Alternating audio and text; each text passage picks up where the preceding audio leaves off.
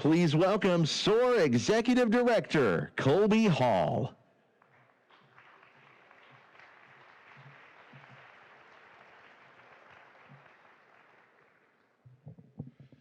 Hey, good afternoon. Don't worry, I saw some of y'all going to plug your ears. I'm not going to start singing like so many of our local artists last night. That country music show was something, wasn't it? Pretty awesome. So much fun. Really, just our local artists, the amount of talent that we have, it's amazing. Really special thanks to our sponsor again, Clark's Pump and Shop, for allowing that country music tribute show to happen. Just a quick plug. Our online, our silent auction is still open and available. So we have some memorabilia from signed by artists themselves out in the lobby. There's a QR code out there that'll link you to our online silent auction. So we've got tons of opportunities for you to go in and bid. And again, 100% of the proceeds are going to go back to the Paramount Theater and the restoration of their marquee sign out there. So yesterday was a big day. Obviously, we had a great reception. It was crowded. It was loud. There was a lot of good energy there. We didn't get a chance to thank our sponsor, Van Antwerp Attorneys. So appreciative of them.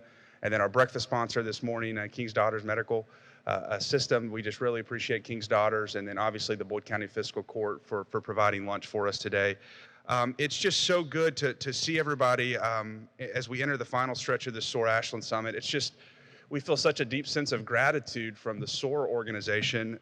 Over 650 attendees, 48 Kentucky counties, and 6 states represented here today.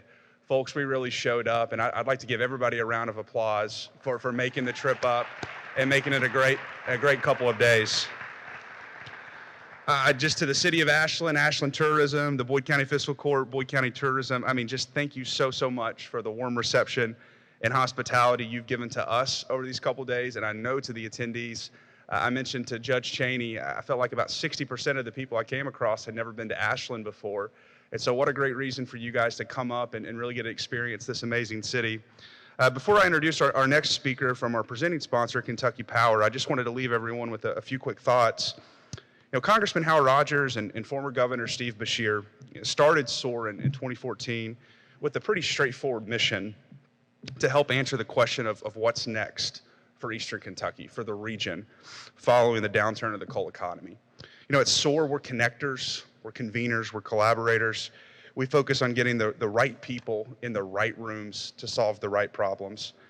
With tourism being a $60 billion, that's billion with a B, dollar industry in Appalachia, this is some of the lowest hanging fruit that we have, and it's a card that we have to play. However, being real, the real hard work begins, right, when we leave this beautiful community today and we head back to our own. How do you take something that you've heard over the last couple of days, something that you've learned, and apply it to where you live? How do you use today and yesterday, the breakout sessions and all the great content as a catalyst to create new momentum with your own community? Finding answers always starts by showing up, which we've done today, right? Which we've done today, and then also figuring out what part of the rope is ours to pull, and then holding ourselves accountable to pulling that piece of the rope.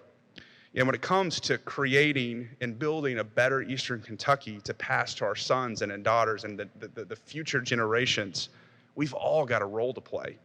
Nobody's exempted. So I encourage you to really lean in and listen today as we come down the final stretch in this plenary session. You really may be surprised at how much we can learn from one another. I truly feel, and SOAR truly feels, that our region's best days are ahead of us, and we look forward to doing all we can to support any community, any individual represented in this room today that needs it. You're going to have the full resources. Everything that we can do for you is going to be at your disposal. So at that time, I want to invite Amanda Clark, External Affairs Manager at Kentucky Power, to the podium. Amanda?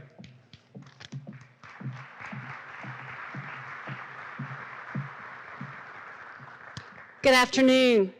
Kentucky Power is proud to be the presenting sponsor of the first ever Not So Many SOAR Summit centered around tourism and downtown revitalization.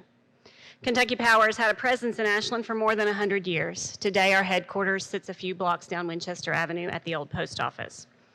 Kentucky Power covers 20 counties in eastern Kentucky, and the company and its 341 employees are committed to the development of our region.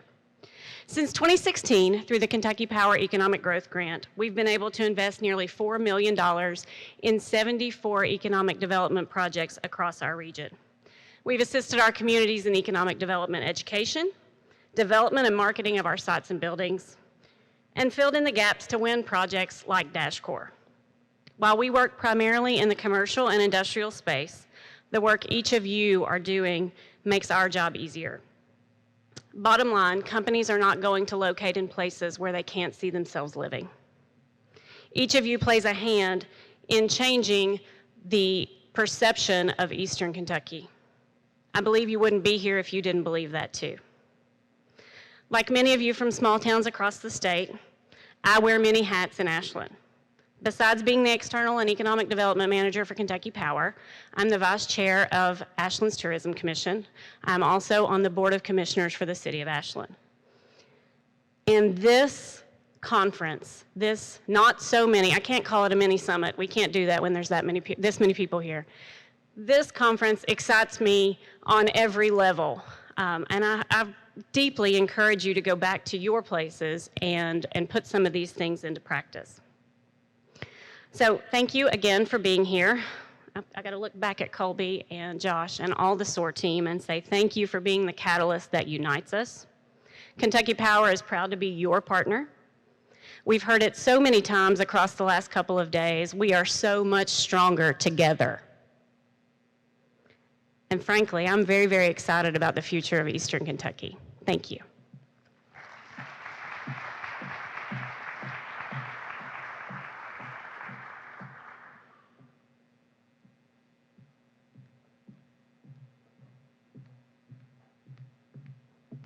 Thank you, Amanda, and to anybody else in the audience from Kentucky Power as our presenting sponsor, thank you so much for allowing this great event in Ashland to happen. Next up to the podium, I would like to invite up Ashland's very own Kim McCann. She's a partner at Van Antwerp Attorneys, and she is also SOAR's Executive Board Chairperson. Kim?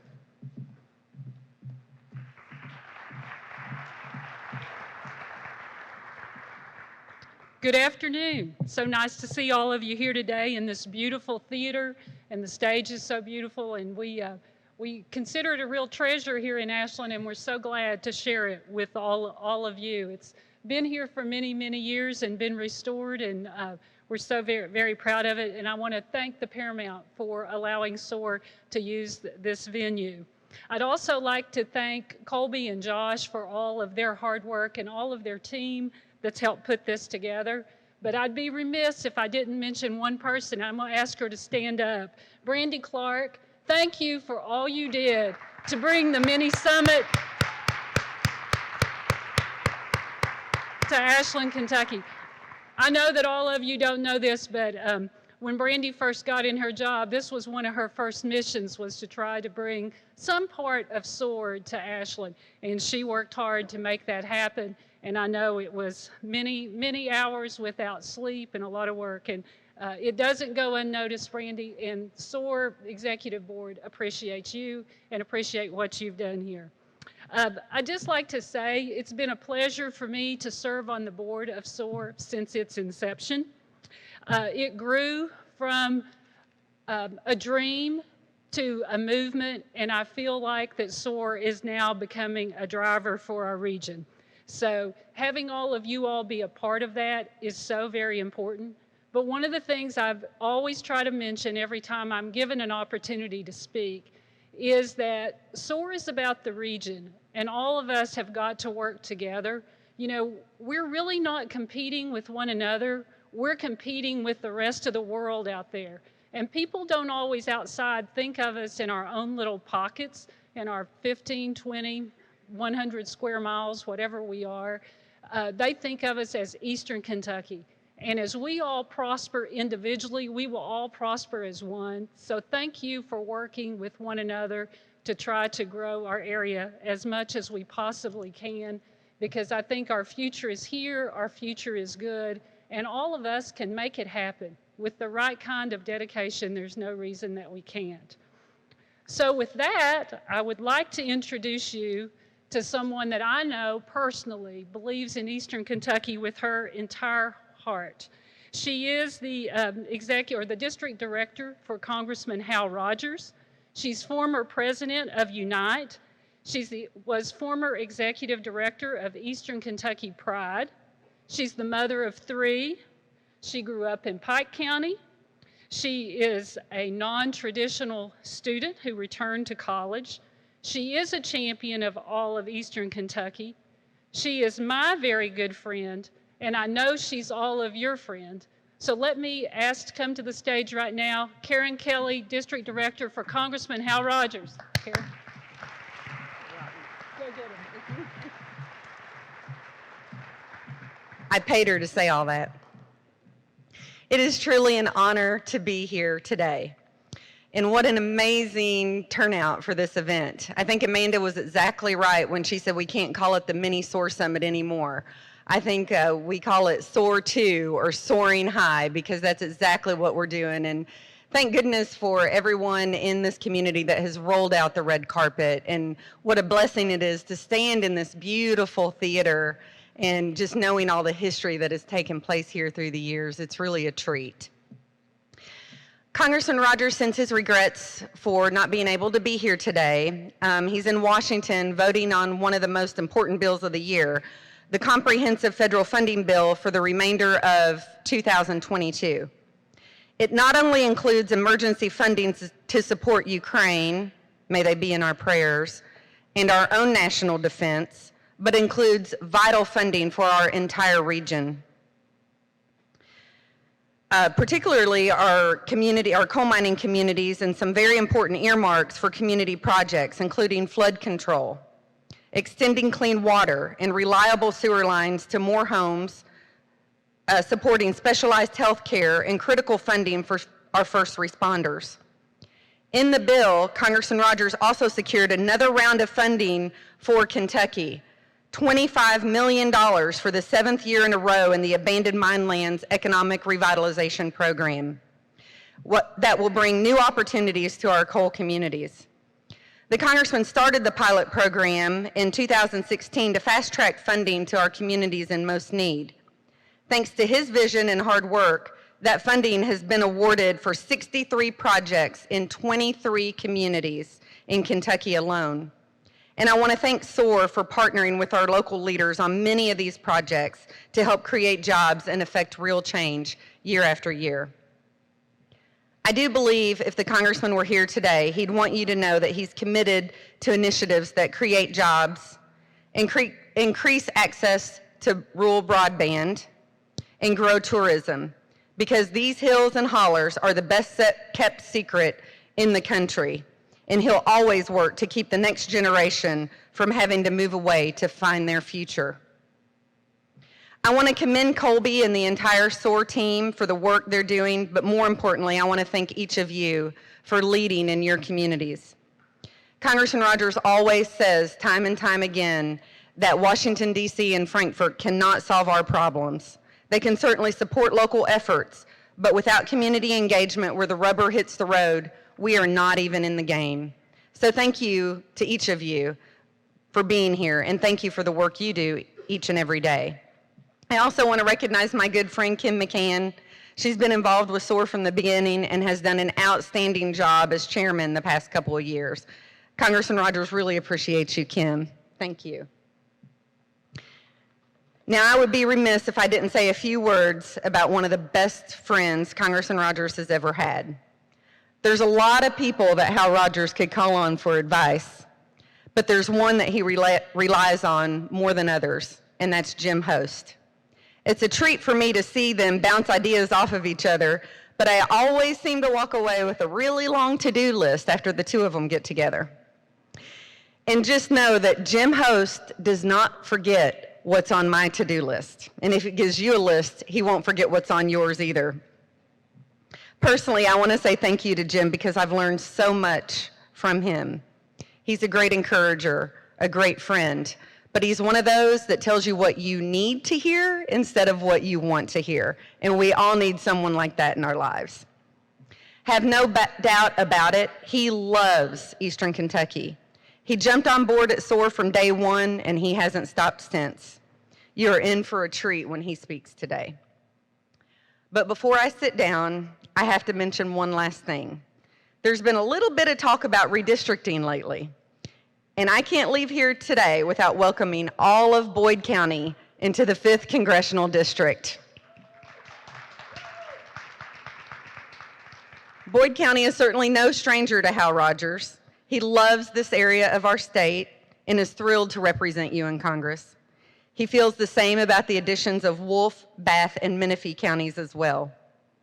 So even though the map won't be official until January 2023, please know that we look forward to serving you, and we hope that you keep us on speed dial each and every day. Godspeed.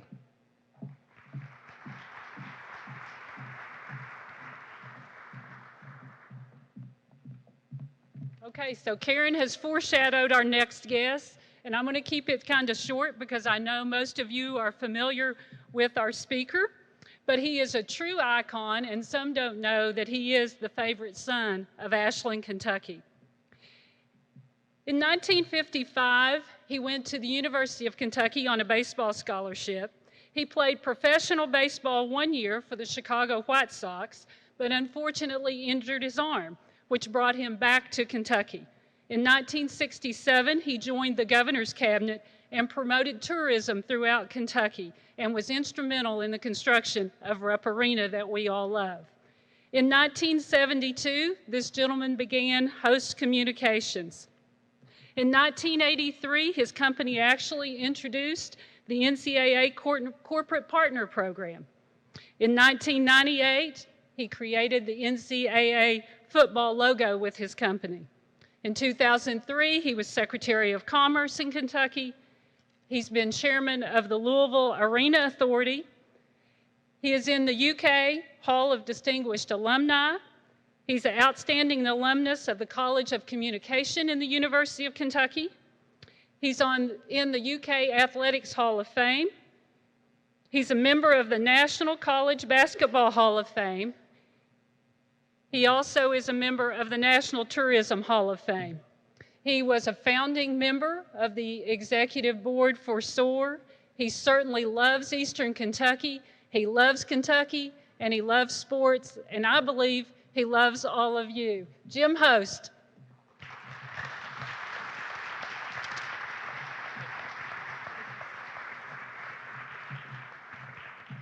Thank you, Madam Chairman. You continue to do a great job as the chair of this great organization called Shaping Our Appalachian Region. I am delighted to be here today in my hometown of Ashland. This will always be my hometown. I went to junior high here. I went to high school here. I lived down behind Putnam Stadium on Elm Street.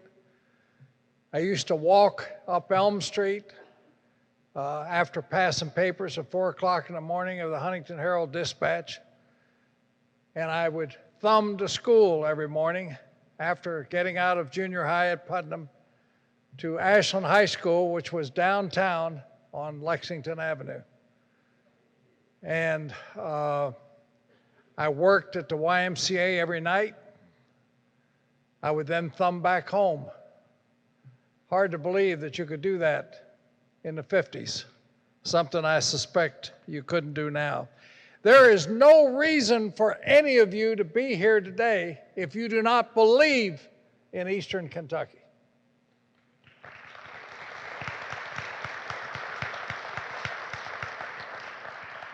If you do not believe in Eastern Kentucky, how can you sell Eastern Kentucky? You have to believe in it. You have to believe that we are in the greatest possible opportunity place in the United States to live. Think about those who are living in the middle of Chicago now. Think about those who are living in the middle of New York City right now. Think about those who are living in the middle of Portland, Oregon right now. Think of those who are living in other places that none of us would like to live in because of issues that they have in those places. We do not have any issues that can't be overcome in Eastern Kentucky. But one thing we have to do better, and that is learning how to work even closer together. All of you understand the word tourism. I understand the word tourism, but do you understand that if you are able to get together with some members of your own in the adjacent county or the adjacent area and perhaps work on joint promotions, that you can do much, much better? I saw my first Technicolor movie in this theater, 1954. 3 coins in a fountain. I'll never forget it. I sat somewhere up in that second area on the aisle. I'll never forget that. The other reason I wouldn't forget it is the first date I ever had in my life. I also went to church right up the street on the right-hand side in First United Methodist Church. I gained some friends there that I still have. I used to play basketball in the gym there every Sunday night at 6 o'clock in Methodist Youth Fellowship. So I have great memories of this great place. Reminds me of a story about Billy Graham, who was returning to Charlotte after a speaking engagement. When his plane arrived, there was a limousine there to transport him to his home, and as he prepared to get in the limo, he stopped and spoke to the driver.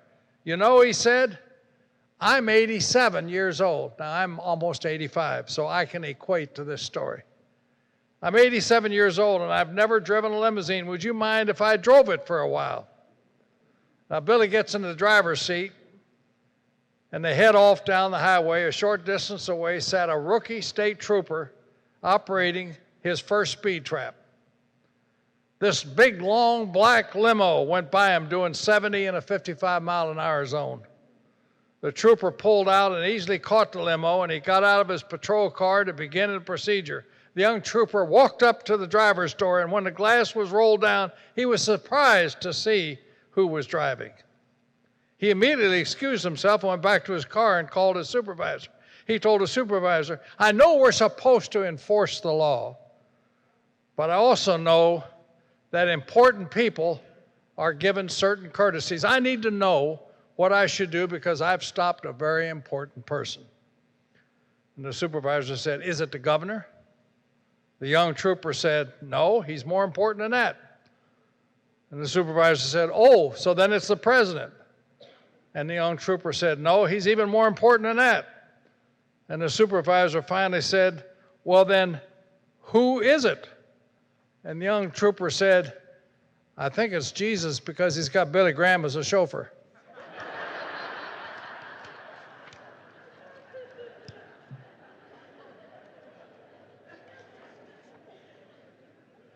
Attitude is the way you think.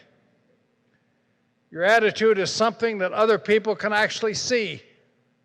They can hear it in your voice. They can see it in the way you move. They feel it when you're there with you. Your attitude expresses itself in everything you do all the time, wherever you are. Positive attitude always invites positive results. Negative attitudes, like talking negative about your area where you live, always invites negative results. Attitude makes a difference in every single hour, every day, in everything that you do for your entire life. Somebody asked me, he said, how's your day? My answer is, I've never had a bad day. And the reason I say that is because there's so many people in this world, so many people across the ocean, so many people in Ukraine that are having bad days. None of us are having a bad day today because of where you are and what you're doing. What you get out of each thing you do will equal the attitude you have when you do it. What you get out of what you're doing in selling tourism and selling Eastern Kentucky will equal the attitude you have when you do it. Anything you do with a positive attitude will work for you. Anything you do with a negative attitude will work against you. If you have a positive attitude, you're looking for ways to solve the problems that you have in your areas that you can solve, and you're letting go of things over which you have no control. You have control of making a difference in your county, in your area, and in this part of the state. You can develop a positive attitude by emphasizing the good and by being tough-minded and refusing defeat, just like the leader of Ukraine is doing today. I was raised here. I worked at the YMCA right across the street on 13th Street for 60 cents an hour at night while I was going to high school. I worked for two guys, Bo McMillan and Ernie Chatton. Bo McMillan was a quarterback at Kentucky in the 30s. Ernie Chatton was revered as being one of the top people ever in high school athletics in this state. I played baseball in Central Park. When they had a Hall of Fame there, I was fortunate to be in the first class. I played in Paintsville, Louisa, Wheelwright, Hazard, Grayson, South Shore. I played all over eastern Kentucky. And what I found, every place I went, that I was welcomed always. There's something different about the culture and the attitude. Call it the unbridled spirit of the people of eastern Kentucky. If you want to know where the unbridled spirit logo on your license plates and so on came from, it came from a survey that we did when I was Secretary of Commerce about the fact that we had 51 different brands of state government, 51 different brands, all in different departments. And I convinced the governor that we should have one brand. We should have one brand that sells Kentucky. So we went out and surveyed people, and it kept coming back that the people of eastern Kentucky are tired of hearing people all over the country talk about Kentucky the way sometimes they do. We have a reverence about it. I've never known a solitary person from eastern Kentucky who hasn't left here who said, someday I want to come back home. Someday I will come back home. And I'll tell you how we got a way of doing it. Most of you are, I think, are aware of what's been going on in this state with broadband. And if the pandemic didn't teach us, it should have taught us that we must have better broadband, especially in the rural parts of Kentucky. And we must have that in order to keep kids from having to go to McDonald's to use the Wi-Fi to do their homework, because some counties only have 10 megs. Some counties even have less than that, and you can't get anything with that. We are the first state in the United States to connect every single county with mid-mile broadband. First one through a development that former Governor Beshear and Congressman Rogers started through a grant to begin with from Appalachian Regional Commission. And that's been going on now for almost 20 years. And we now have got every single county connected. And the next thing to do is to connect the last mile. That'll get the last mile into every single rural area of Kentucky. And we have areas of Fayette County and Lexington that still don't have broadband in some of those rural areas, as well as some of the underdeveloped areas of West Louisville. I say all this to you because there has always been a desire by people to have the best that they can possibly have. And when we get this done, and it will get done, when we get this done, we will have the ability of having more and more outreach from each of your counties to communicate to the world and to all parts of the United States through broadband, through the internet, how you can sell your own areas. I commend Colby Hall and your chairperson, Kim McCann, for having the ability of having this regional mini summit focused on tourism. A lot of people don't even know how to spell tourism.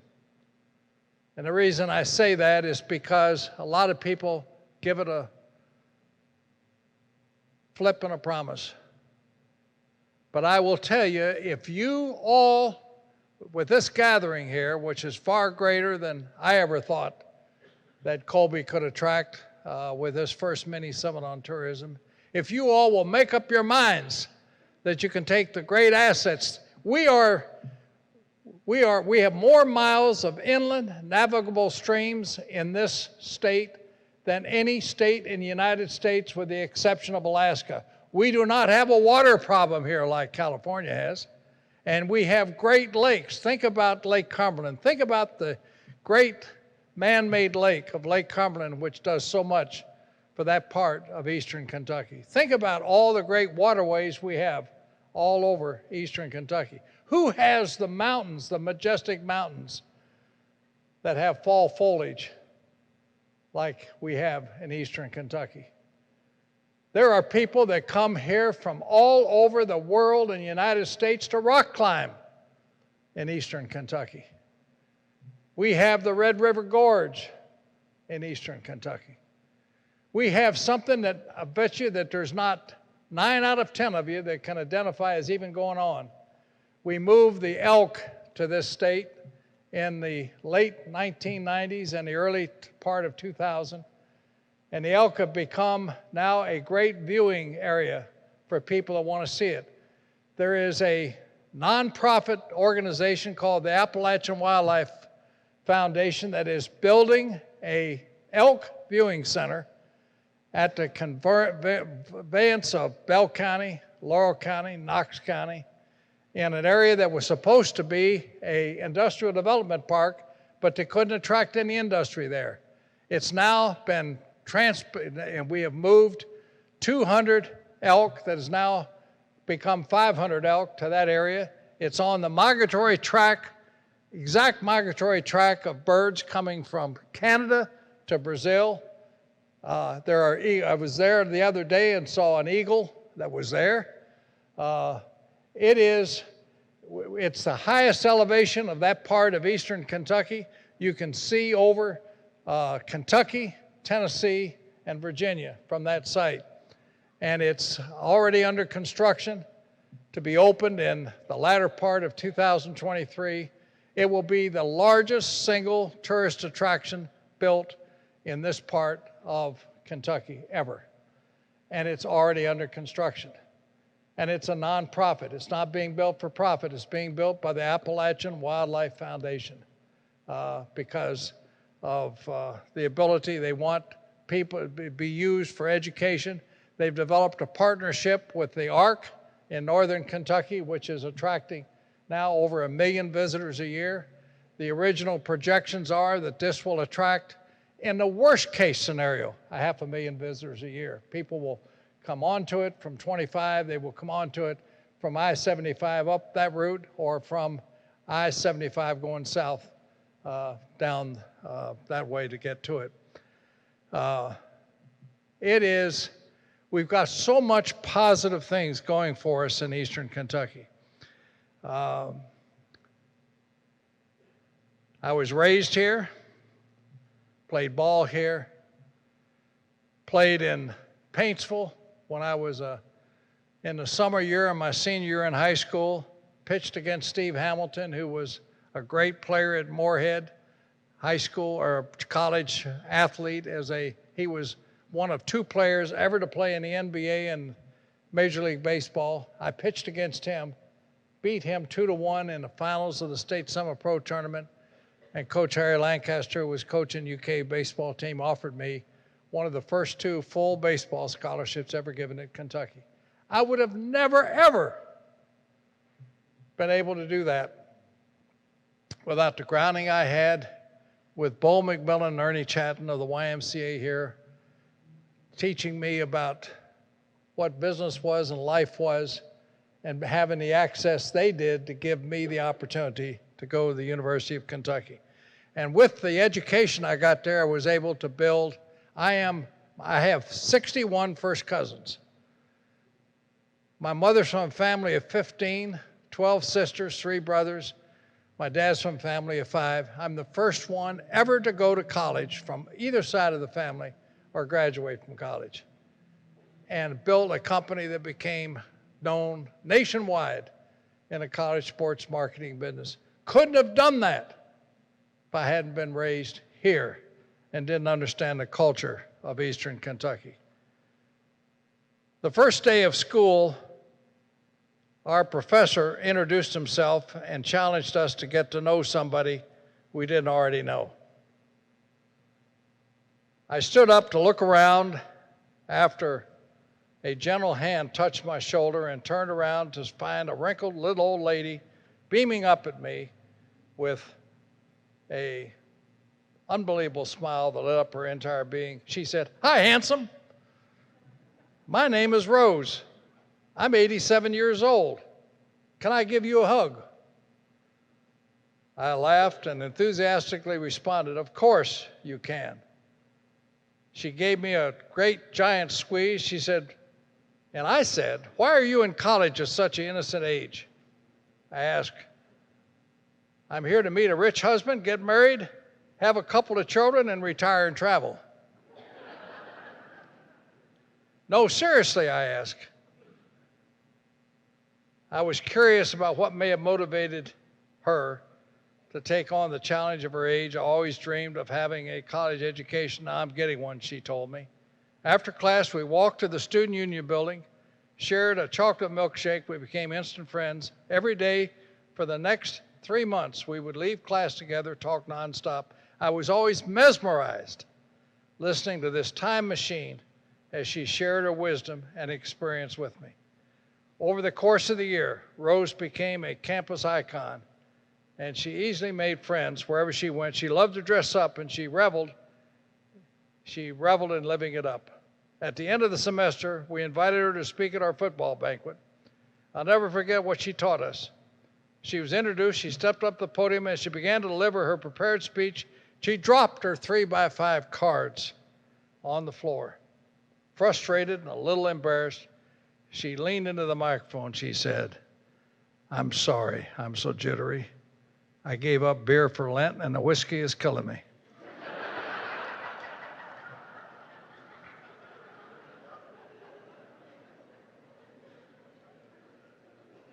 I'll never get my speech back in order, so let me tell you what I know. As we laughed, and she cleared her throat, and she began, "We do not stop playing because we're old. We grow old because we stop playing.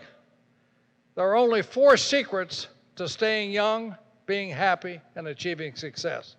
First, you've got to laugh and find humor every day. You've got to have a dream. When you have dreams, when you lose your dreams, you die. We have so many people walking around who are dead and don't even know it. There's a huge difference in growing older and growing up. If you're 19 years old and you lie in bed for 1 full year and don't do one productive thing, you'll turn 20 years old. If I'm 87 years old and stay in bed for a year and never do anything, then I'll turn 88. Anybody can grow older. That doesn't take any talent or ability. The idea is to grow up by always finding the opportunity and change. Have no regrets. The elderly usually don't have regrets for what we did, but for rather what we did not do. Do not have regrets over what you did not do. Every one of you are here today because you're interested in trying to do better for your county or for your region or for your area or for your city. You can do better. You will do better. You're in the greatest place in the United States to live. God bless Eastern Kentucky. Thank you very much.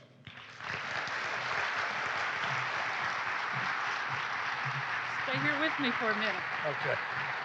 Is that okay? Wonderful.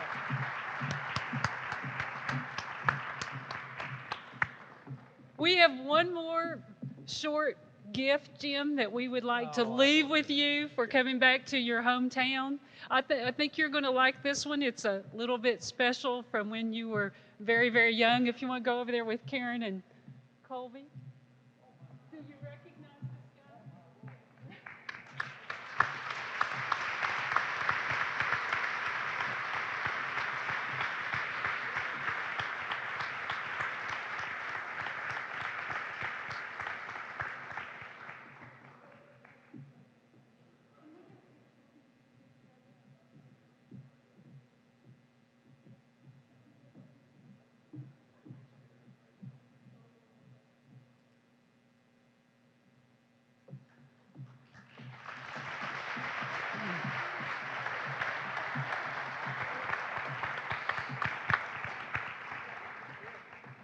Well, one more thing, sir.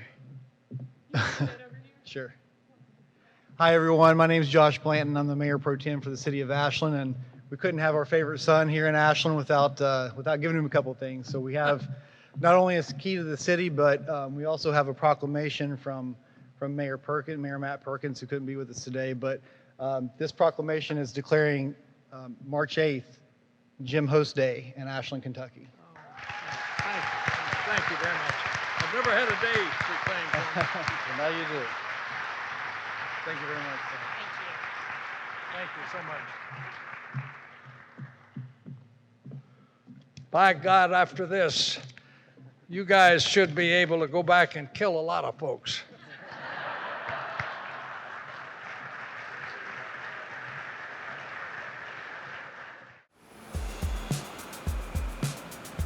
Hi, I'm Matt Perkins, Mayor of Ashland, standing here in the heart of our downtown at Broadway Square.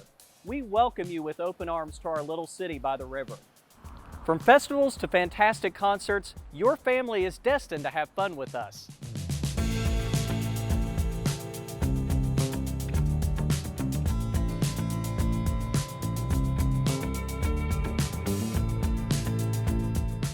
Hi, my name is Michelle Grubb, and I'm the Public Information Officer for the City of Ashland. Recently, the City of Ashland has undergone a whole rebranding. When we put out a survey and investigated what did Ashland really mean? What did we want to be known for? The results came back resounding that it's not just music, it's not just art, but it's a combination of all kinds of aspects of creativity. So that's the new Ashland. The whole motto is create with us. So I'm standing in Ashland Art Alley. This alley is a great representation of the talent that is hidden in so many of our citizens, not only within the city, but our county and the region. Everything from actors and actresses that you may see at the local Paramount Players productions, to Broadway Square, in which you might have local musicians, to live paintings happening at every street corner. This is a place where you can come and thrive. If you want to start a business, if you want to explore what talent is hiding within you, Ashland is the place where you can come create with us. Hi, my name is Holly Canfield, and I'm the Executive Director of the Paramount Art Center. So the Paramount opened its doors on September 5th, 1931, so we just celebrated the 90th anniversary of our beautiful historic theater. The Paramount operated as a transitional theater for talking pictures, one of the first in the country for many years. And then around 1972, the theater transitioned to a nonprofit performing arts center, which is how we operate today. We present a diverse array of programming to the greater Ashland community. So we have around 250,000 people frequent the Paramount each year from all around the country. They come here to hear our diverse programming, to experience live entertainment, and to enjoy the greater Ashland community. So we recently started a program called PAC Live, or Paramount Art Center Live, which is beyond the walls of the Paramount Art Center, out into our communities.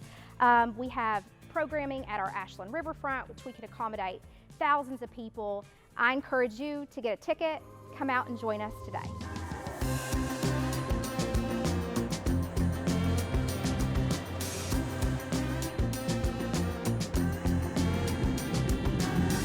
I'm standing on the Port of Ashland riverfront, overlooking the beautiful Ohio River. This is a great asset to our community. We have a lot of festivals and different events that happen down here. One of the greatest features that's newly been added to the Port of Ashland riverfront is something we refer to as the Port of Ashland sculptures. They were given to us by a generous donor who contacted a world-renowned artist known as Hines Saran Pagan. The three sculptures represent one, Vulcan. He is shown forging on an iron. It represents the metallurgy of the hardworking people of this community. If you notice, Venus is holding an ash branch. It represents the natural beauty that we find in this area, as well as the love of small town community. The center is known as Genesis, and it rotates 360 degrees at all points and times. It has 5 rods stretched across it, and it represents the 4 elements as well as God. So we invite you to check it out both day and night. Hello, I'm Carol Allen, the Executive Director of the Highlands Museum and Discovery Center here in the heart of Ashland. Children really enjoy coming to the museum because here not only can they learn historical facts, but they also love to come to our Discovery Center where we have several exhibits that contain interactive play opportunities for children. Hi, I'm Mike Grazie. I'm the City Manager of Ashland, Kentucky. With over 20,000 residents, Ashland is Eastern Kentucky's largest city. While Ashland is steeped in history, we're very proud of the adaptation and evolution that our community is making. We invite you to come visit us, enjoy our city, and especially enjoy our people, who are world-renowned for their hard work and their friendliness. Come create with us. Ashland is a community where dreams come to life every day. Whether your vision involves the plate or the palette, we're open and ready for you. Whether you're picking a fiddle or picking up a plate of good old home cooking, Ashland is a place for everyone. Come create with us.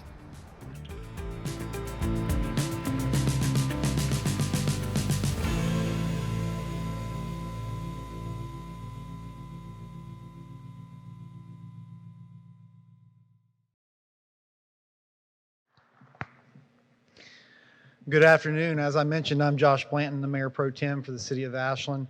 Our Mayor, Matt Perkins, is unfortunately under the weather today and could not be with us, but he sends his warmest regards, and we're wishing him a speedy recovery. I want to first start by saying a huge thank you to our city staff. You saw several of them in the video. My fellow commissioners, Commissioner Goot, Commissioner Spriggs, Commissioner Clark, who you've seen from. We have an amazing team, as you've seen. Brandy, Michelle, Catherine Hutzinger, another key player in this event, and I can't thank them enough for all that they've done this week and all they do every week. On behalf of the mayor, my fellow commissioners, and the city staff, we're honored to welcome you all to Ashland, Kentucky. Thank you to the SOAR organization and to each of you for joining us. Ashland is a city like so many others represented in this room. With once booming industries faltering, our community found itself in a struggle. We know all too well the pain of watching families lose their sources of income, of buildings becoming vacant, of grasping for answers from the past while racing towards the future. Fortunately, being in Appalachia, we also know a little bit about grit and tenacity and never giving up. Anybody in this room from areas that has grit and tenacity and know how to not give up? Anybody? I thought so. The city of Ashland is right in the middle of our revitalization. While we are passionately seeking businesses and showcasing our workforce readiness, we are also committed to improving the quality of life for our citizens and capitalizing on our unique selling points. Over the past 2 years, a group of key leaders of the city, tourism, and multiple organizations have worked to rebrand our city and develop a destination plan. If you go into our tourism office, in the back of the office, you'll see a cartoon from Roger Brooks. You may have heard the name Roger Brooks used this week. And that's where our plan came from, to adopt the plan for our city and our downtown. And it's almost 3 years now that we've been on this plan. But on that cartoon, you'll see a team of horses and a horse-drawn carriage. And this is just illustrating the fact that if those horses are going in different directions, that carriage is not going to go very far. But if they're all going in the same direction, then that's when you make progress. And I like to think that it's meant to be that, especially for me in this phase of my life, that I'm here when we have all the pieces of the puzzle together and we're all pulling in the same direction. And it's great to see, but it's great for our citizens. Ashland is a very creative community. Whether it is something in the arts or music, you can find it in Ashland. Not only can you find it in Ashland, but you can be a part of it. Our brand invites our guests to create with us. Many of you did that at the reception already. How many of you painted on our mural at the reception at the train station last night? A few of us in here? Yeah, so that's a part of it. Create with us, and that's really what we're striving as a city to be is, not just the city creating things, but our citizens can do so much, and we want to be a canvas for the inspiration of our citizens to express themselves. We are inspired by the success stories that are shared during SOAR. It's encouraging meeting you all and hearing about your journey. We hope that in a few years the summit will return to Ashland, and those in this room will be able to give a firsthand account of the change that can happen when a city works together for the betterment of its community. Thank you again so much for coming to our city, and we welcome you to come back anytime and create with us.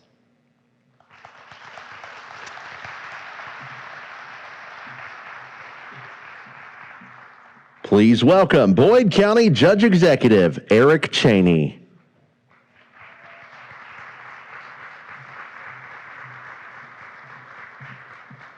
Hello, how's everybody today? Doing good? Happy to be here.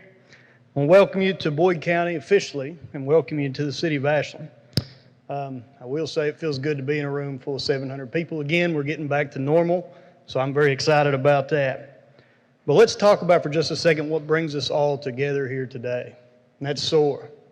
SOAR's mandate is to fill the economic gaps left by the decline of the coal industry. That doesn't make us all individual counties. Everybody in this room is from a different place. That makes us all family. Because we all are going through the same hard times that we've went through for the past 10, 15, 20 years. When I was running for office in 2018, one of the number one things that I heard all the time was the good old days. That's what we needed. We needed to push hard for what used to be. When we had 5,500 people working at our steel mill, when you had 300 people working at the coke plant, the coal-fired power plant up in Louisa was going strong, and Ashland Oil's headquarters was right here. There is no problem with the good old days, but when I would hear this, I would laugh because I wasn't alive in the good old days. So I don't remember the good old days like everybody else does. But I do know that we can choose our own destiny, and we do that together. We don't do that individually. We don't worry about city lines or county boundaries. We work together. Over the past 3.5 years as Judge Executive, we've took our team and we've looked really hard at what difference we can make. What does local government control? Quality of life. That's the number one thing that your local government can control on a daily basis. We've shifted our entire focus on economic development through tourism, working with both of our cities hand in hand. We're currently on the brink of being able to supply this area with 2 convention centers, a 120,000 square foot sports complex, a state-of-the-art farmers market, most of which is wrapped up into a mall that was constructed in 1990 that has been this unofficial mascot of this black cloud that's been over our county for 20 plus years. I know that each and individual person out there has a story like that in your community. You find ways to make it work. You think outside the box. That's what I encourage here today. I encourage every person to take home new ideas, new directions. Think outside the box. Don't be scared to speak up. I appreciate y'all coming out today, spending time here in beautiful Ashland. Get out and explore. Thank you all very much for coming, and thank you for your time.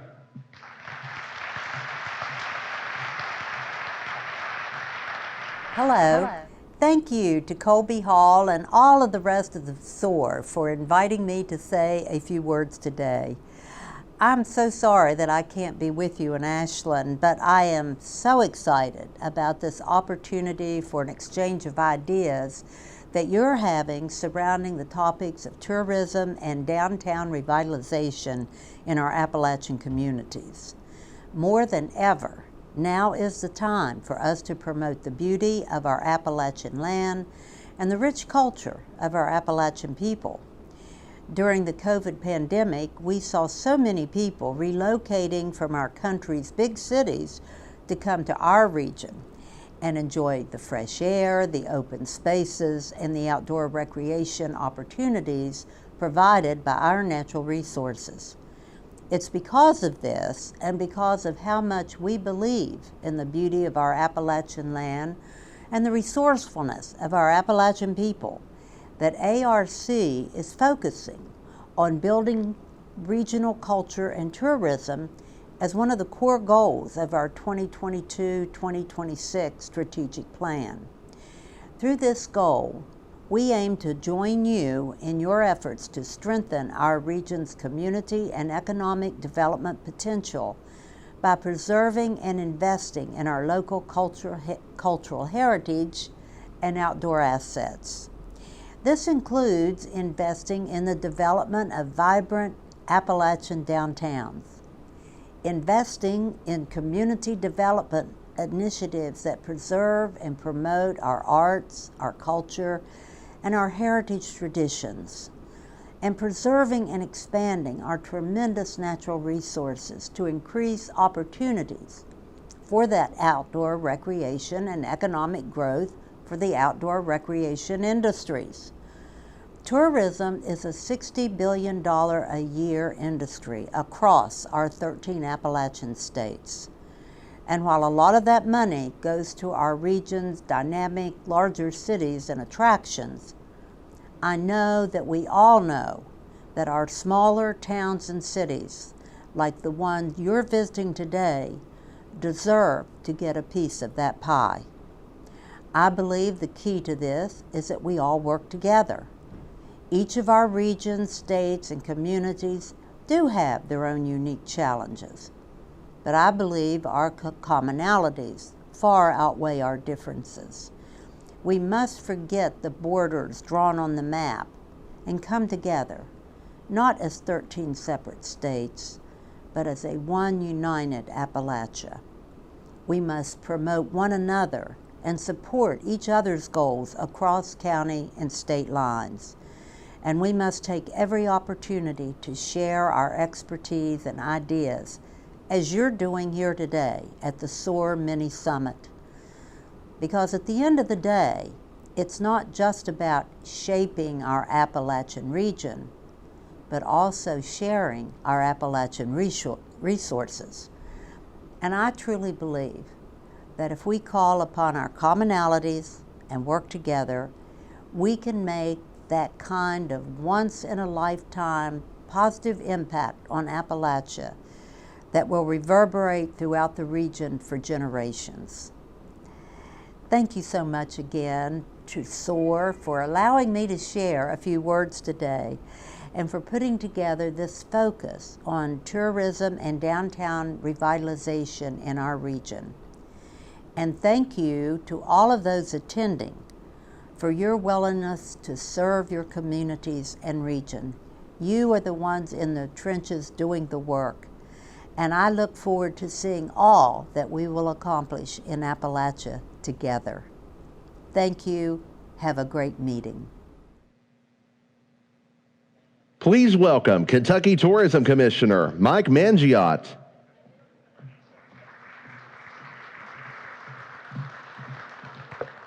For those of you who know that Farrah, I'm sorry. I'm sure you'd rather see her up here than me. Colby, thank you for the invitation to be here today. It's so wonderful to see so many tourism friends in the audience from really all over the state, but also to be able to sit in an auditorium like this together without masks and get back to normal somewhat. So it's a wonderful feeling. It's great for tourism. I want to thank Colby for the invitation to be here today, and Brandy Clark with Ashland Tourism for all that you do for the city of Ashland and the region. And what Colby asked me to talk a little bit to you about today, and of course following Jim Host, you don't need me to be a cheerleader up here. I can't do any better than he did and tell you all the great things that this region and this area of Kentucky have to offer. But he really wanted me to walk through some of the services and what we do at the Kentucky Department of Tourism. A lot of folks don't realize that there is a Department of Tourism at the state, what our role is, how we work with the local tourism offices, and then kind of an outlook on 2022 and beyond as far as the tourism industry. It's certainly no secret that our industry was hit incredibly hard by COVID. We were probably the very first industry hit when you saw the cancellations of meetings, conferences, events, restaurant shutdowns, et cetera. But we have bounced back pretty well. Currently for this year, we are funded with a 1% statewide transient tax, and those revenues at this point are actually outpacing 2019, which was our first or last kind of real year, if you will, pre-COVID. So we're very excited about that. We're not back fully, but we're very optimistic, and I'm going to give you some literally hot off the press statistics on traveler sentiment in just a second. But let me back up and talk a little bit about the Department of Tourism and what we do. Our mission, to just kind of get to the very bottom or basics of it, is that we promote Kentucky as a destination, as a travel destination to drive economic development and spending. What your local tourism office does, whether you're in Ashland, Paintsville, Pikeville, wherever, what they do on the local and regional level, we do on the state and international level. So we certainly have a marketing department. We spend we'll spend this year in the neighborhood of about $5 million on paid media promoting Kentucky. Our primary feeder states are the upper Midwest and our border states. So Ohio, Indiana, Illinois, and of course the border states. We're great for a regional drive market. Kentucky is a drive market. What do I mean by that? Most of our visitors drive in and don't fly. That's pretty basic. But that is going to put us in good stead and really helped us get through the pandemic in pretty good shape. If you look at the impact of the pandemic on us, we were down about 26% overall statewide in economic impact in 2020 to 2019. We're doing our 2021 numbers now. We should have those in a couple of months. But when you look around us, Tennessee was actually down 31%.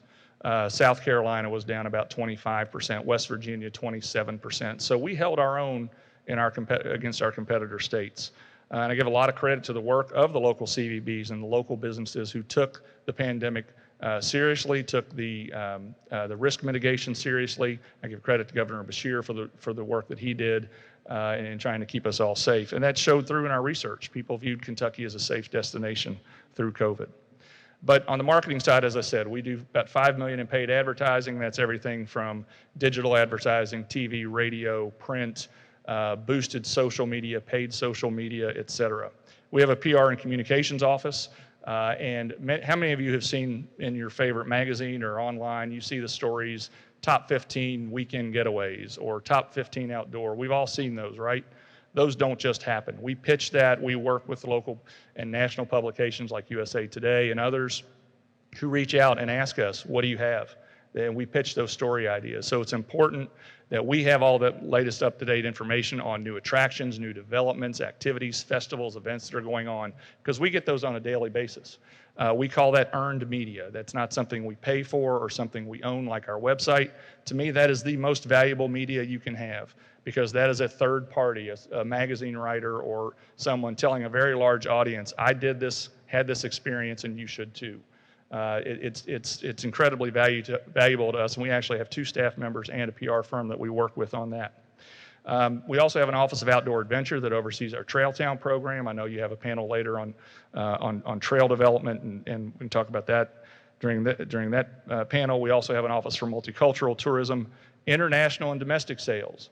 Domestic sales we talk about are really primarily motor coaches, and I know in some of your markets, Pikeville, Tony Tackett does a great job in the motor coach market. Those are the big motor coaches you see rolling down the road. And I always caution everybody, if you get behind one of those in your town and you're in a hurry and you want to honk at them and say, get out of my way, please don't do that. We call them rolling piggy banks, because if they stop in your community, they're going to spend on average about $5,000 in your restaurants and your local businesses. If they spend the night, you can more than double that. So wave, be friendly, welcome, whatever you can do. And the good thing in Kentucky is that shows through in our research as well, that our folks are so friendly and hospitable.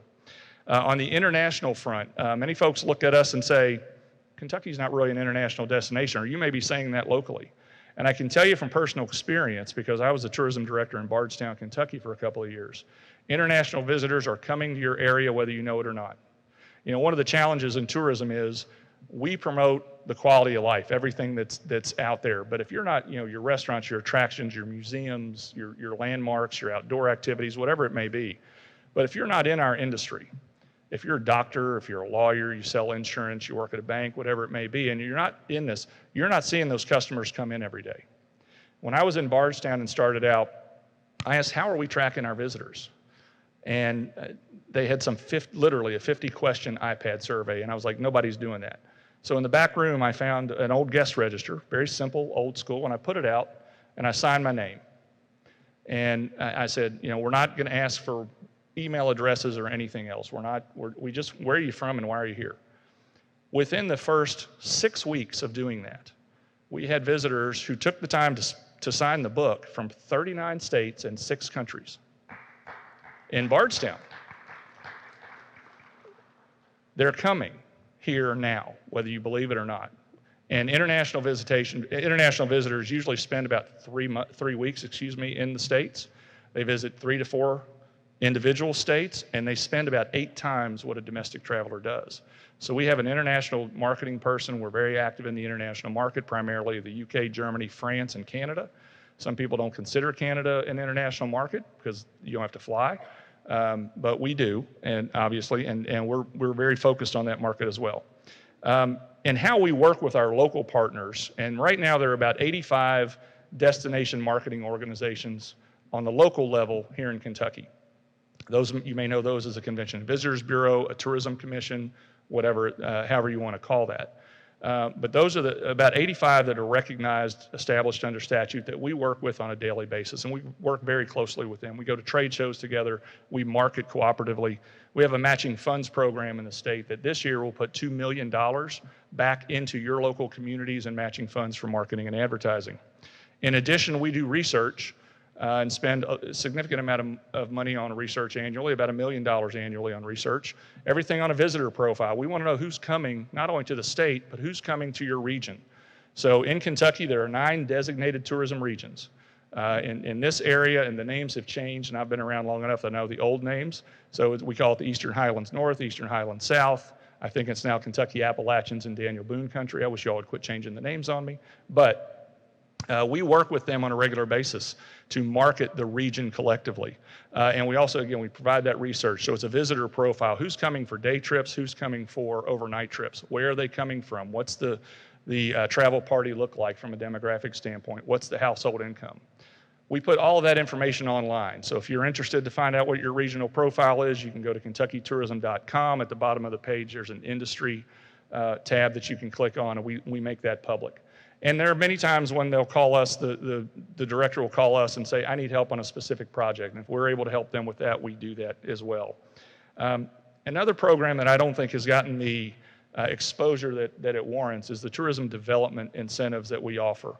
Kentucky in 1996 passed the very first Tourism Development Act, which provides financial incentives for private investment in specifically tourism-related projects. When you look at projects like Newport on the Levee, in Newport, Kentucky.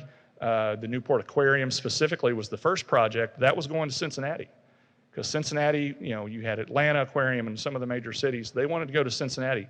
But this incentive came across the river and put it in Newport. And what it is, in essence, is for a project with a minimum investment of $1 million,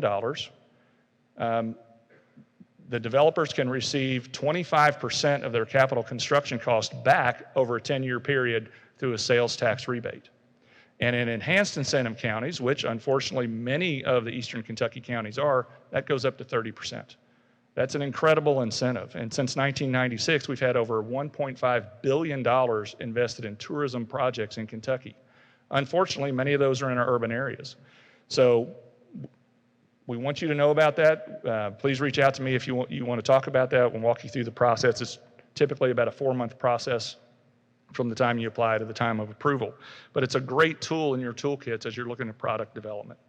So let me talk briefly about what we've done through the pandemic, working with our partners as well as to keep the lights on in Kentucky tourism. In May of last year, actually prior to that, under the CARES Act, and remember there's been 2 big bills passed, the CARES Act back in April of 2020 and the American Rescue Plan Act that was passed, I think, in December of 21. Under the CARES Act, there was a pot of money with the Economic Development Administration. We applied for it and received a grant under that in the amount of $2.8 million. What we did at the state was we worked with those 9 tourism regions, all individually, and scheduled a media campaign, $300,000 each, promoting the regions. Now, the regions had the input on what markets they wanted to go into. They had the input on what the messaging was going to be. And then the flight of the schedule. So we ran most of those the first half in the fall, and then we've got a few more launching this spring, which is the heavy travel season.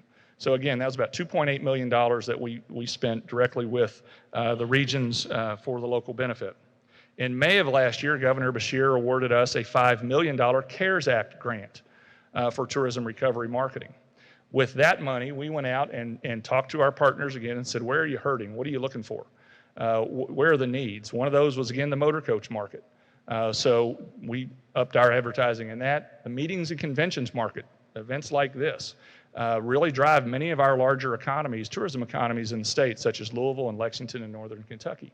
And why is that important? Because when there's a large conference in any of those cities, and again, I was in Bardstown, so I saw it firsthand. If there's a large conference in Louisville, I got a lot of day visitation from that, or people stayed over either on the front end or the back end of the conference to come in and spend some money in our community. So you may think, well, that's only benefiting the urban areas, and I would say, no, there's benefit for all of Kentucky when the meetings conventions market is back. You know, one big convention in Louisville will generate 50,000 room nights. Think about that. Think about the number of people that are spending money that's rolling over throughout Kentucky's economy, driving in, driving out, stopping, getting gas, eating at restaurants, et cetera. So the meetings conventions market's important for us. We also focused on the leisure market, of course, which is our biggest market, and some international sports tourism. On the leisure market, it gave us the opportunity to go in some feeder cities we hadn't been in before, like Detroit, Michigan. Kentucky, as I said, is a drive market. That's big, and I'm going to tell you a little bit of research here in just a second as to why. But what really saved us through the pandemic was that we were so easy to get to from so many states. We were, as I said, we were considered a safe destination. But also, the small towns and our outdoor activities really took off. We had some communities with actually record years, where actually showed an increase in economic impact in 2020 because of the outdoor opportunities and the less dense population areas. And I think that's going to hold us in good stead moving forward. Also in the leisure market, we wanted to focus on a couple of new markets that we really hadn't had in our media mix, that being the Black traveler, the Hispanic traveler, and the LGBTQ plus market. That is a market that is a very desirable market from a spend category standpoint. And I've always said Kentucky cannot reach our full tourism potential until we're a welcoming state for everybody. So we're, for the first time this spring, we did a lot of research, did a lot of content development, photography, et cetera. For the first time in our spring campaign, we're going to have a segment specifically targeted to the LGBTQ plus market. Thank you. Most recently, under the American Rescue Plan Act, the Economic Development Administration earmarked $750 million just for tourism promotion and projects. Of that money, $510 million was divvied out directly to the state tourism offices under a very arcane formula. I still haven't figured out how they came up with that, because Rhode Island got like twice as much money as us. But we got $5.3 million out of that. And what we're doing with that money, when the governor's office, when we notified them of this and they said, how do you want to use it? We said, we need to get this money in the hands of the DMOs, of the destination marketing organizations, because they're the one element throughout this that really have not gotten a lot of support. You know, the governor gave $40 million to restaurants back in 2020. The hotels and many of the attractions were eligible for the PPP loans, but the DMOs themselves really were struggling from a recovery standpoint in marketing. So the governor's office immediately said, great idea. So we have gone through that application process, and in probably the next 3 to 4 weeks, we're going to be distributing that $5.3 million out to those local tourism commissions for marketing. Yeah, they deserve it. You know, they have done such a fantastic job throughout this. And you know, marketing is the lifeblood of what we do. We're not the only states that have gotten this kind of recovery money. Tennessee's gotten $100 million, West Virginia $105 million that'll be going out. If you haven't already, you're going to be seeing ads for states you've never seen before in your market. And I always liken this, and it's always helpful when you're talking to elected officials to put it in terms that they understand. They say, why is tourism marketing so important? Think of it as an election cycle. As a candidate running for office, you're not going to go on you're going to buy signs, yard signs, you're going to buy ads, et cetera, right? Why? Because you're not just going to take it for granted. Everybody knows you. Doesn't matter how long you've been in office. You're going to buy that stuff and the bumper stickers and everything else. Think about tourism as an election. We're trying to get somebody to elect to come to our destination and spend money against everybody else out there. So with the increased competition, this money we think is going to be a huge help to the local partners. We're already talking, each of the 9 regions is also getting a piece of that money. So we're very excited to be able to put that money out there to good use. So what's happening in 2022? How do we look for 2022? As I said, our 1% revenues are outpacing 19, which is great. 19 is the bellwether that everybody keeps going to because it was the last normal year. And I'm happy about that. But you have to step back and think, that's great, but I don't want to be where we would have been in 2020. We need to be where we would have been in 2022. So we have to catch up and really be aggressive in our marketing and try and drive new traffic. And I think there are I'm very optimistic for travel in 2022. The recent relaxation in a lot of the mask mandates, the fact that we're sitting in here and a few of us are wearing masks, the growth of the vaccines, new treatments that are coming along to make this more of an endemic than a pandemic are huge for travel and tourism. So a couple of things. We work with a company called Longwoods International, who is one of the, more than 30 years in the tourism industry doing research all over the world. They do our visitor profile that I was referencing earlier. When the pandemic started, they started doing bi-weekly research waves on travel sentiment. How are you feeling? How's COVID impacting you? What are your concerns, et cetera? And just this morning before I came up, I got their 57th wave of this. And that's hard to believe that they've been doing this every 2 weeks through the pandemic, and we're now at the 57th wave. But some interesting things that came out of this. As of this morning, 92% of the people that they surveyed indicated that they have plans to travel in the next 6 months. That is a pandemic high. The first one was at about 87% when we were still like, oh, it's not that big of a deal. It got as low as the low 60s, upper 50s in people who said they're definitely traveling in the next 6 months. 92%. That's a great indicator that the higher volume of travel is going to continue, but there's a catch. If anybody filled their gas tank this morning like I did, that's a rude awakening right now with everything that's going on. Almost 6 in 10 Americans, 59%, say that the current rise in gas prices will either impact or greatly impact their decision to travel in the next 6 months. We all know rising gas prices is not new at times, especially during travel seasons. That's a red flag. But one of the things that you need to keep in mind that historically, during past significant spikes in gas prices, travelers adjust to the extra costs by lowering their spend on other areas, like accommodations and food. What they'll do, for instance, is instead of going to a full-service hotel, they'll go to a limited-service hotel, which maybe provides a breakfast, so that takes one of their meals off. It really doesn't impact their desire or the pent-up demand to travel. They just offset it in different ways. Key to this for Kentucky, and especially Eastern Kentucky, is that regional drive markets have traditionally fared better than longer haul markets where you may have to fly or drive extra. Bottom line, the industry, we need to prepare for higher level of price sensitivity among both business and leisure travelers this year, but the regional drive market is going to remain very, very strong, and that's a plus for Kentucky. Only 21% of people said that COVID is going to impact their travel plans. Again, that's the expansion of the vaccine. People have learned how to travel with it, the fact that it's turning more from a pandemic to an endemic. And leisure travel activities are recovering. Any research you do, the two leading activities are usually visiting friends and relatives and road trips. And those are continuing. Again, positions Kentucky in a great way. Americans planning to travel this spring continue to show increased interest in the great outdoors. You know, people ask me all the time, what's Kentucky known for on the international market? Kind of what's our calling card? Anybody want to guess what we start with? Horses, and I heard bourbon, exactly. Those are two of the things that really set us apart from anybody else. I've always said if you take every 50 state, all the visitors guides, our fulfillment piece, our official guide, and put it on a table and took the names off, you can put beautiful sunsets, you can put beautiful mountains and everything else. You're not going to know who that is, but if you put a horse on there, people are immediately going to default to that's Kentucky. Thank you, Kentucky Derby, right? Thank you very much for that exposure for 100 plus years. Bourbon has grown to that in certain markets. And what the pandemic did, we've always promoted the outdoors, but what the pandemic really did was elevate our outdoor adventures, to that same level as bourbon and horses. And again, Mr. Host was talking about Red River Gorge and our waterways and houseboating on Lake Cumberland and so many of our other places and our hiking trails. One of the interesting things through the pandemic is our visitor profile, the age actually dropped. And that's the first time that had happened in probably 20 years. Younger people who weren't as concerned about COVID and its effect came to Kentucky. They came down to see what we were about. And our research has always shown once you get them here, they're going to come back and become advocates for us. So that's a huge opportunity.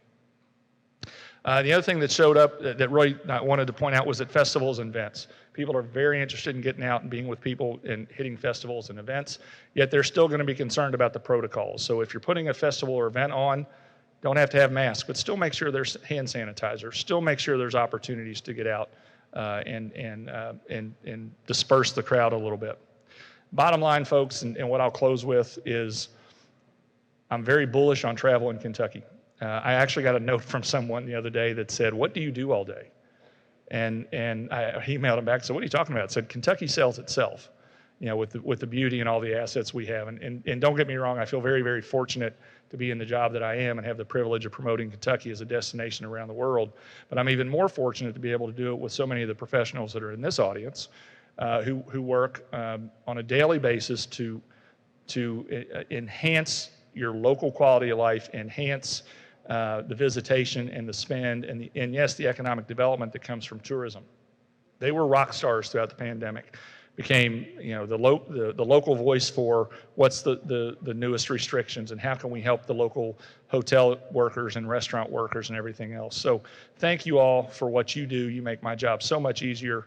And I tell them all the time, they don't believe it, but I tell them over the years, and I've been fortunate to be in this job a couple of times, I have other state travel directors when we're at trade shows together look at me and have come up to me on numerous occasions and say, "We envy how well your folks get along and collaborate."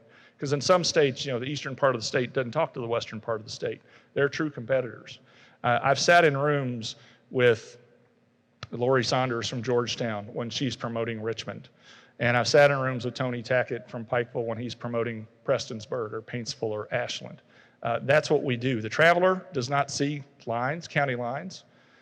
They just are looking for an authentic experience that's going to be memorable, just like we do. And one of the greatest things about Kentucky, when you look at all of our experiences, whether it's bourbon, horses, outdoors, music, and the arts, whatever it is, it's authentic. And that authenticity and that experiential tourism is what's going to drive this. And I think the potential here in Eastern Kentucky is off the charts. I've always felt like that. I think, as has been said a couple of times earlier, the cooperation amongst the communities is critical to your success. And there's anything that my office can do to assist in that, I'm going to stick around a little if you want to speak with me. But that's what we're here to do. So just to wrap up, again, thanks to Colby and SOAR for all that you're doing for tourism. It's so good to be here and speak with you. It's been great these last 2 weeks because I actually I'm able to get out and do my job, right? I've been in Murray yesterday, Ashland. I'm in Covington tomorrow. I was in Berea and Louisville and Lexington and Corbin the next couple of weeks. And that's what tourism's about. And I'm just so excited to be here. And thank you all for your commitment and dedication to being here. And again, I'll be around if you have any questions or want to speak afterwards. Thank you very much. Please welcome Kentucky Wildlands Marketing Director, Farrah Dobbs.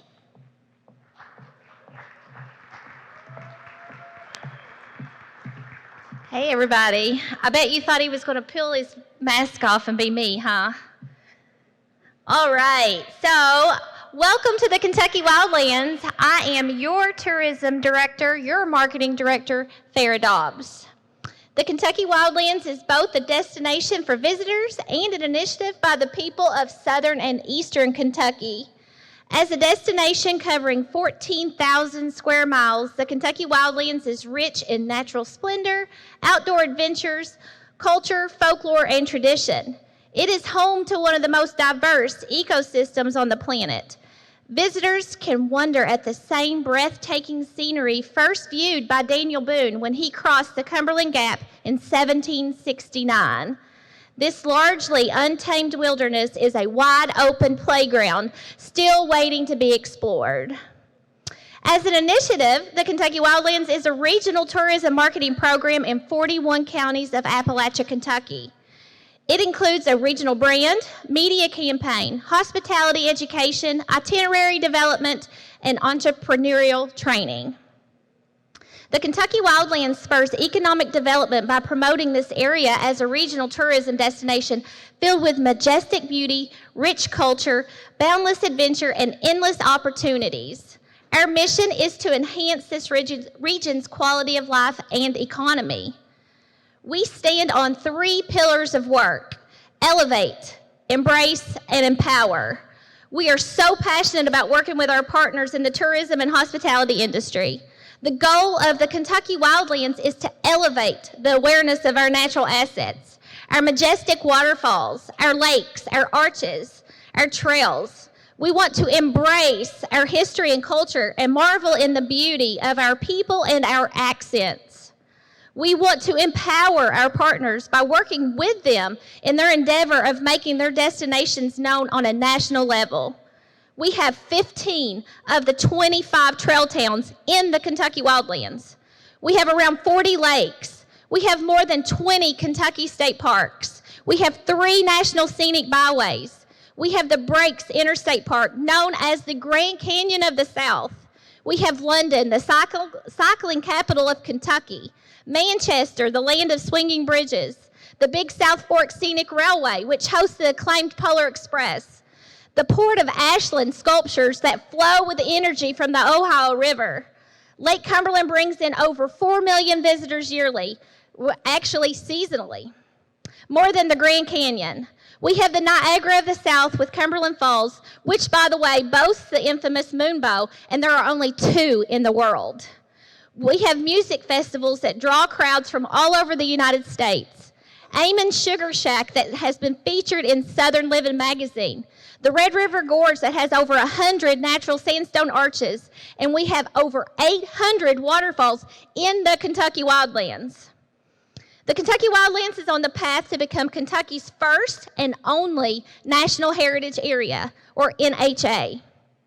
Congress designates NHAs as places where natural, cultural, and historic combine to form cohesive, naturally important landscapes. It sounds like us, huh? Unlike national parks, NHAs are large, lived-in landscapes.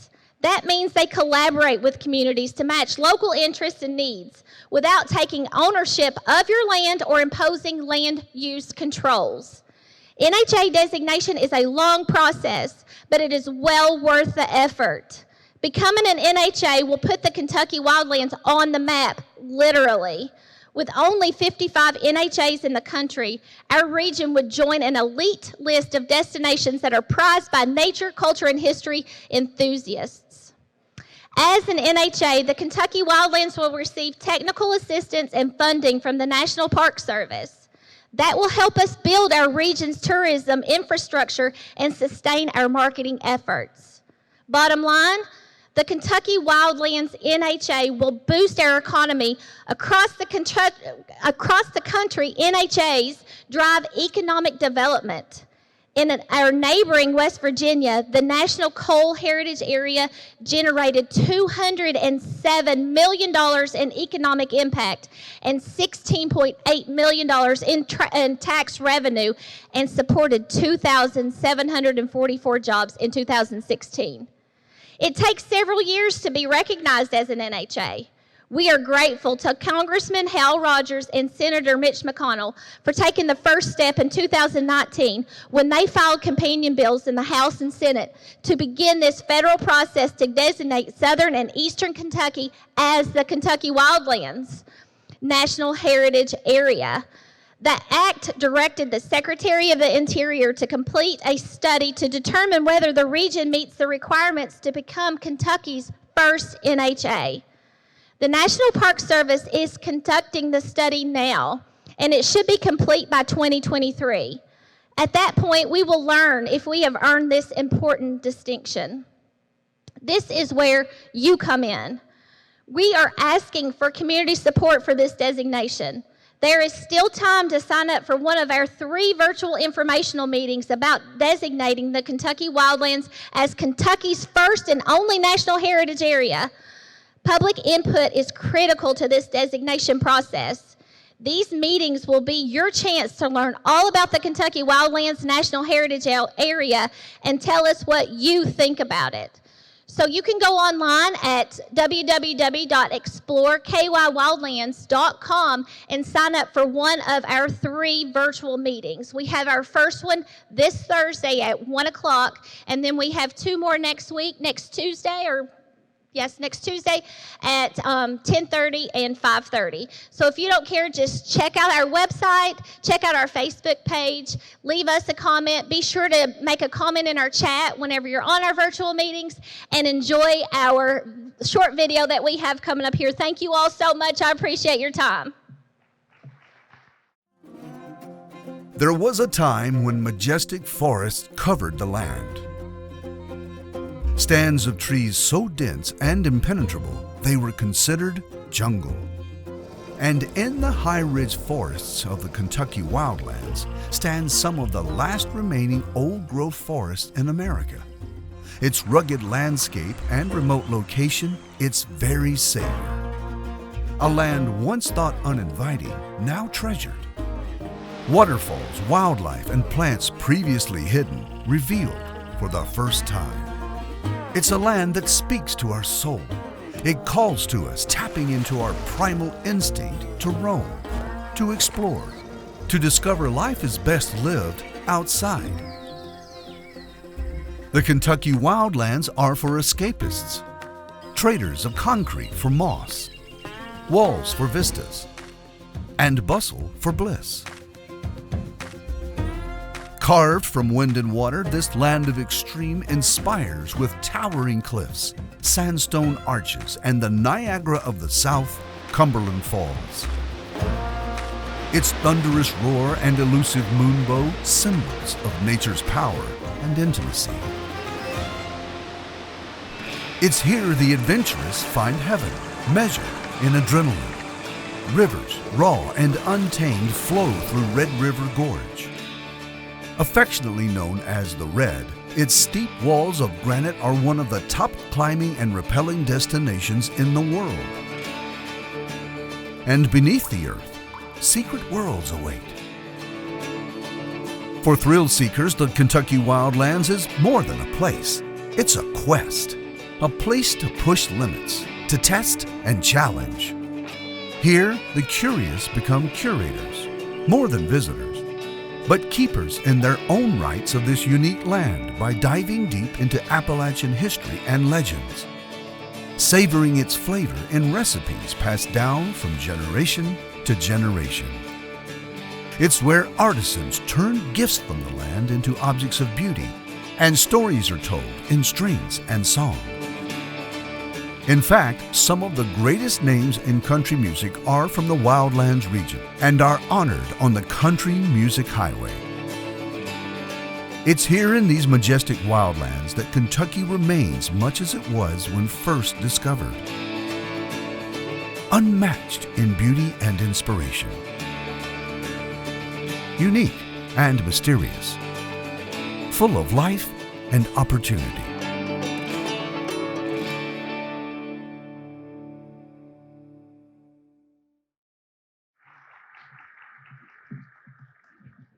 Outstanding video. I'm Dave Atkinson, and it's an honor for me to be invited by SOAR to come and moderate this next panel on trail tourism. And I want to congratulate Colby and all of the folks involved with SOAR. This is such a great, if this is a mini summit, if we have a regular summit, I think we're talking Rupp Arena. But congratulations to everybody who's taken the time from your work to be here to talk about the future of Appalachia. A few years ago, before I retired from the Kentucky Chamber, we put together a group of Eastern Kentucky business people and formed a task force to talk about what could be done to stir the economy of Eastern Kentucky. In the first meeting, the discussion turned to tourism.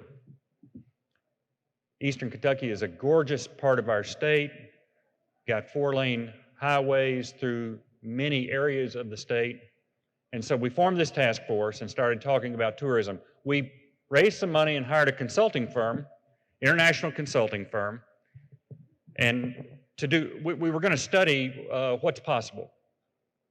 And the Chicago office of this firm took on the job, and a woman who was the project manager said, yeah, I'm coming down there on Thursday, and we'll start the study. First, we're going to do a survey. She told me she and her husband were going to ride motorcycles because they'd always wanted to tour Eastern Kentucky on their motorcycles. These are folks from Chicago waiting for an opportunity to come down here and see Eastern Kentucky. And she did. They came down and, I mean, they really went all over this state and created an inventory of tourism possibilities for our state. So that brings us to this topic today. We've got a wonderful panel here. Excuse me. We've got this wonderful panel of folks who've been involved with trails, and they're going to share their expertise. I'm not going to introduce each one of them because I want them to introduce themselves and talk about, just very briefly, like a little 1-minute segment, because we're going to get into a conversation here and we're limited on our time. But just tell what you do and the area in which you operate. We've invited Jeffrey over from West Virginia because he has done a tremendous job with the Hatfield-McCoy Trail. And why don't you start, Jeffrey? Sure. So welcome. And I'm Jeffrey Lusk. I'm the Executive Director of the Hatfield-McCoy Regional Recreation Authority. We're a 14-county trail authority in southern West Virginia.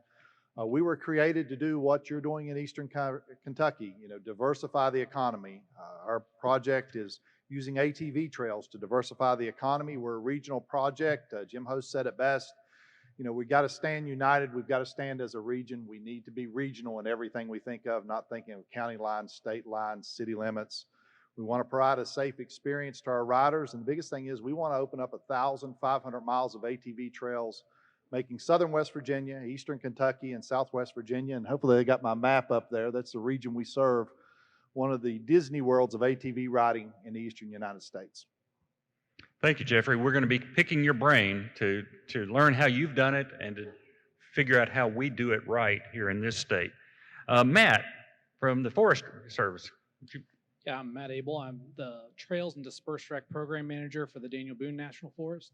I have been in that role for about the last 7 years. Just recently started to transition into a different role, but I've enjoyed working in Eastern Kentucky and working with a lot of the local communities to see how we can incorporate trails and how we can help tie you guys to the Daniel Boone National Forest. How many counties do you cover there, Matt?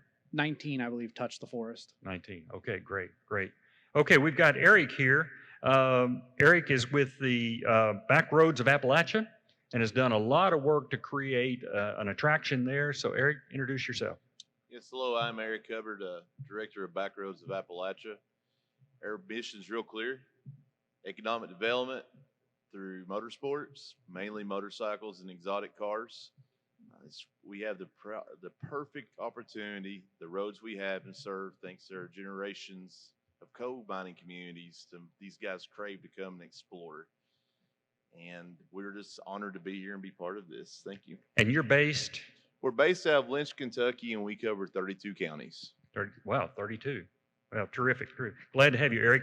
Scott with First Frontier Appalachian Trails, tell us what you're up to. I don't think we got sound. Sorry about that. There you go. Okay. My name is Scott Smith. I'm the Executive Director of the First Frontier Appalachian Trails.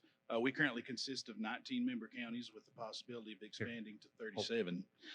Since July of 2021, we've been able to either map or obtain maps for nearly 1,000 miles of potential trails in Eastern Kentucky. One of our primary goals is to use a regional approach to improve the local economies of our member counties through trail-based tourism. We believe that we can create a world-class trail system that will attract thousands of visitors year after year. Great. Thank you. I think each one of you has mentioned regional in some way or the other. We'll come back to that in just a minute. But Jeffrey, go a little deeper into how you all got started. I know you started small, now you're big. Tell us about how that transpired. So we're not new to the game.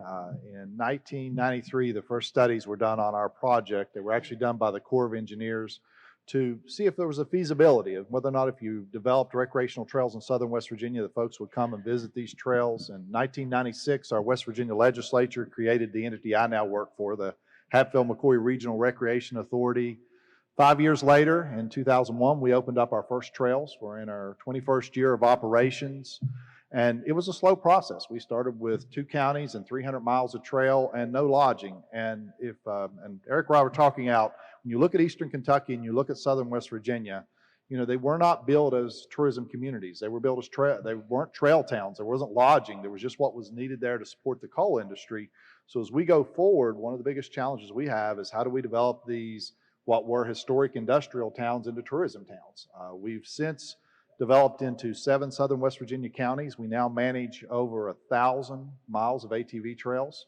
And of that, last year we sold 94,000 permits for folks to come and ride our trail system. Of those, 81% were non-West Virginia residents. We already connect with the Spearhead Trail System in Virginia, and we're going to connect with Scott's Project in Eastern Kentucky to make a 3-state, 50-county region of ATV trails that'll be like anything, nothing else like it in the entire country for tourists to come that want to do power sports. You know, as these folks come from a lot of different angles to this conversation today, some people are thinking trails for ATVs, some for hiking, especially in the Forestry Service. You've got horseback riding, and then you've got biking, motorcycles on our highways and back roads. Jeffrey, what is your main focus? And then I'll ask the other 3 the same thing. So our primary focus is certainly motorized ATV trails, but when you touch on those other trails, when we look at southern West Virginia, and you can't wait on a project like us, which takes 20 years to develop, when you look at every little community in southern West Virginia, what you see is an opportunity for trails, whether they're hiking trails, equestrian trails, biking trails. Eric talked about highway trails, which are there already. You don't have to build any infrastructure. For us, it's primarily the motorized, but what we're seeing throughout southern West Virginia is a push for all types of trails, and we're seeing tourists from all over the country want to come and enjoy those trails. Yeah. What about the others, Matt?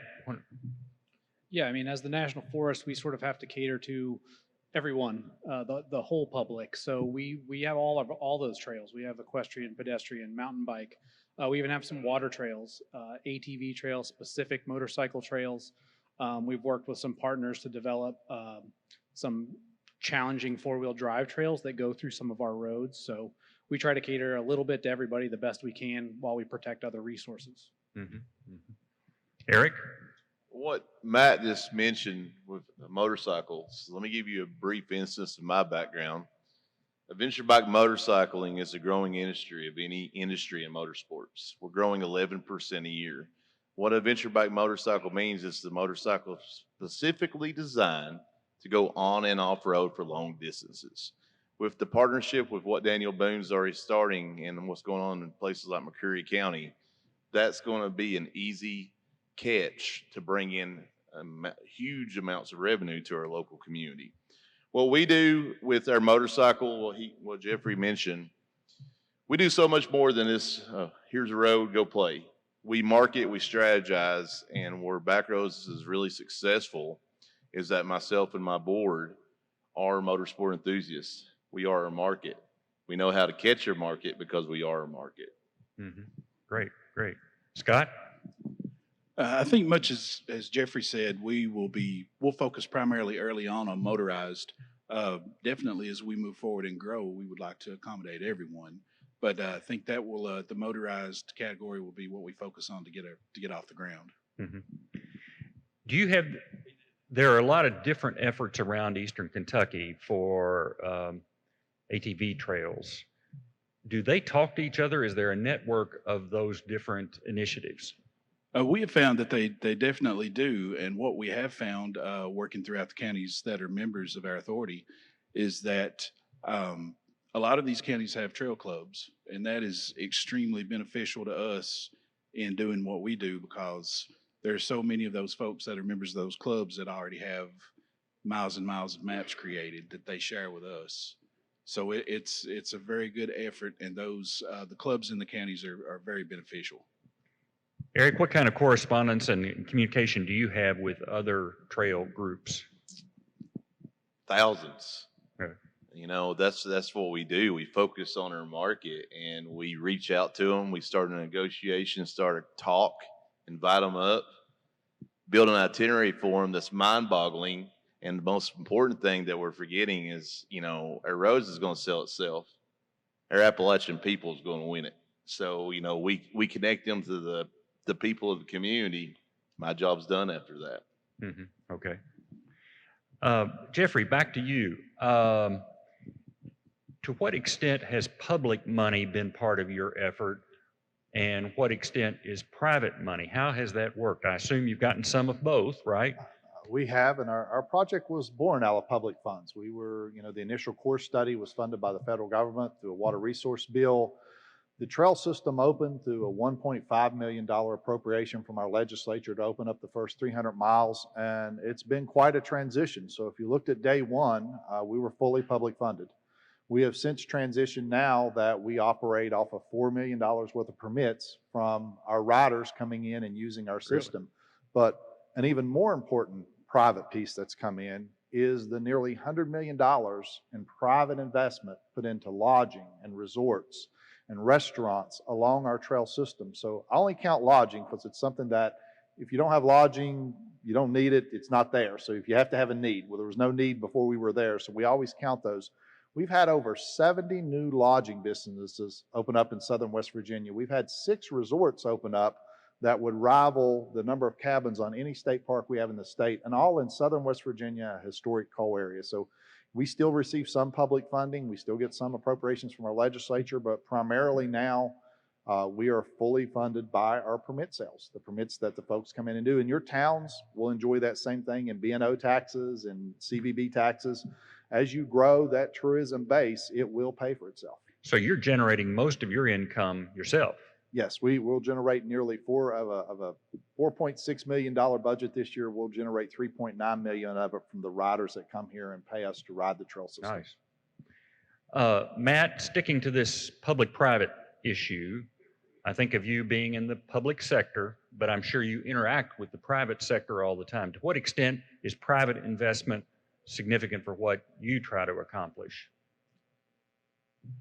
It's definitely, it's kind of a weird interaction. So as the federal government, we're not allowed to solicit private funds, right? That's technically illegal. So, but there's lots of opportunities to bring in private funds, but that's mostly through our friends groups and organizations that we work with. So by building relationships with clubs and partners, those folks are able to go after private funds and bring in money that then we can leverage to do other, whether it's grant funding or other fundraising opportunities to accomplish projects. So we can't directly benefit from them, but we definitely have a very close relationship with public funding, or private funding, I should say. Scott mentioned the local groups that have an idea for trails and all that, and they probably wonder, how in the world do we get started? We don't have any money. Do we go to the courthouse and ask for money? Do we go to the legislature? Scott, how has public money and private money worked in your effort? Well, obviously we are in our infancy. We really hope to be where Jeffrey is at some point. We are funded by the state legislature at this point, so that's how we're operating currently. I see. So you've gotten that in past legislative sessions, right? Correct. And continue. Okay. Does it come through tourism? Yes. Okay. All right. Very good. Eric, public money versus private money. It's always great to be sustainable on your own feet. That's one thing. It's been a battle for the past 3 years. We have been blessed with some grants that's coming in now, but we have survived on our own 2 feet with the help of certain counties and cities that just to help us, here and there in, rack cars, things like that. But we depend on our market. We have a little welcome center. Anybody's ever seen in Lynch, Kentucky? It's nothing special, but I'm proud of it. And that little welcome center creates an opportunity for us to hire people in transition and keep them employed. And I am proud to say for the past 3 years, even though wintertime traffic for motorcycles and sports cars in Eastern Kentucky is not there, we was able to keep them on the payroll and not lay them off. So Appalachian ingenuity, figure it out. Thank God for consultants that we have now, and thank God for building a base of partnerships to get where we need to be. But public funding is a wonderful thing, but it's also a lot of red tape with that funding. Yeah. So it's always good to be able to figure out ways to stay on your own 2 feet at the same time. Yeah. Have, and any of you answer this, well, I'll start with Jeffrey, but then the other 3 chime in. Grants, have you applied for grants. Do you have any suggestions on doing that? So I'll just go back for the past, because grant cycles change and what's available now. But in the past 36 months, we have received funding from the AML pilot program, which was spoken about earlier, which I was probably one of the happiest people in the audience to hear that's going to go on for another year. We've received money from the Federal Economic Development Administration. We've received money from the Appalachian Regional Commission, which there's a nice little banner up here. We also, which is a primary funder and which is a program that has built every mile of the 1,000 miles of Hatfield-McCoy Trail, and this exact same money is available in Kentucky, have been awarded grants from the Recreational Trails Program. And every state receives an allocation of money. That money can only be used for trails. Your Kentucky state government has it, and some entity in Kentucky manages it. And with a small 20% community match, your communities can apply for money to build your hiking trail, your biking trail, your ATV trail, or sign your water trail. So every mile of trail we have was built utilizing that grant money, and we still to this day make those applications when we go on to either maintain or build the next trail system. Can I jump in on that real Sure. quick? Eric? The American Motorcycle Association is your friend for the counties and the state. They are headquartered in DC. They fight for rights for not just motorcycles, but all motorsports. And for the recreational, what he's talking about in grants, they're a good person to lean on to get information. Okay. Matt? Yeah, so we utilize grants heavily to develop our trails on the Daniel Boone National Forest. The allocated funding that we get handed down from Congress doesn't amount to much. It doesn't even pay for my salary when it's all said and done. So the grant, the RTP grant program that Jeffrey just mentioned, is hugely important to everything we accomplish on the Daniel Boone. We go after other smaller grants. For the folks focusing on motorized, you know, there's little grants, Yamaha grants and Polaris grants that made, you know, $10,000, $25,000. Those little pieces add up, and you can also leverage those. That can be some of your match for an RTP grant. Without RTP grants, we're not accomplishing near as much on the forest as we are currently. I mean, we pay for contracts, we pay for Conservation Corps crews to come in and help us maintain trails, build reroutes, and do all kinds of work. So the grant funding is hugely important to the trail program, even for the federal government. Okay. Scott? We actually have just become grant eligible over the last several months, so we have 3 in process currently. Okay. Now, Scott, are you a 501c3 charitable Yes. organization? Yes. Eric? Correct. We have received, thankfully for the USDA, we are now developing and implementing a mobile app with turn-by-turn navigation, highlighting all of our local mom and pop businesses.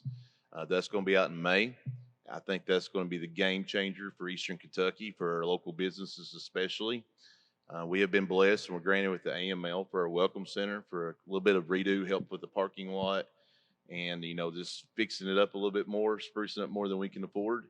And we're patiently waiting for ARC with the Inspire. It's illegal now before we can start on another need besides just our trails, our transition employees, which we care very much about. And Jeffrey, are you a 501c3?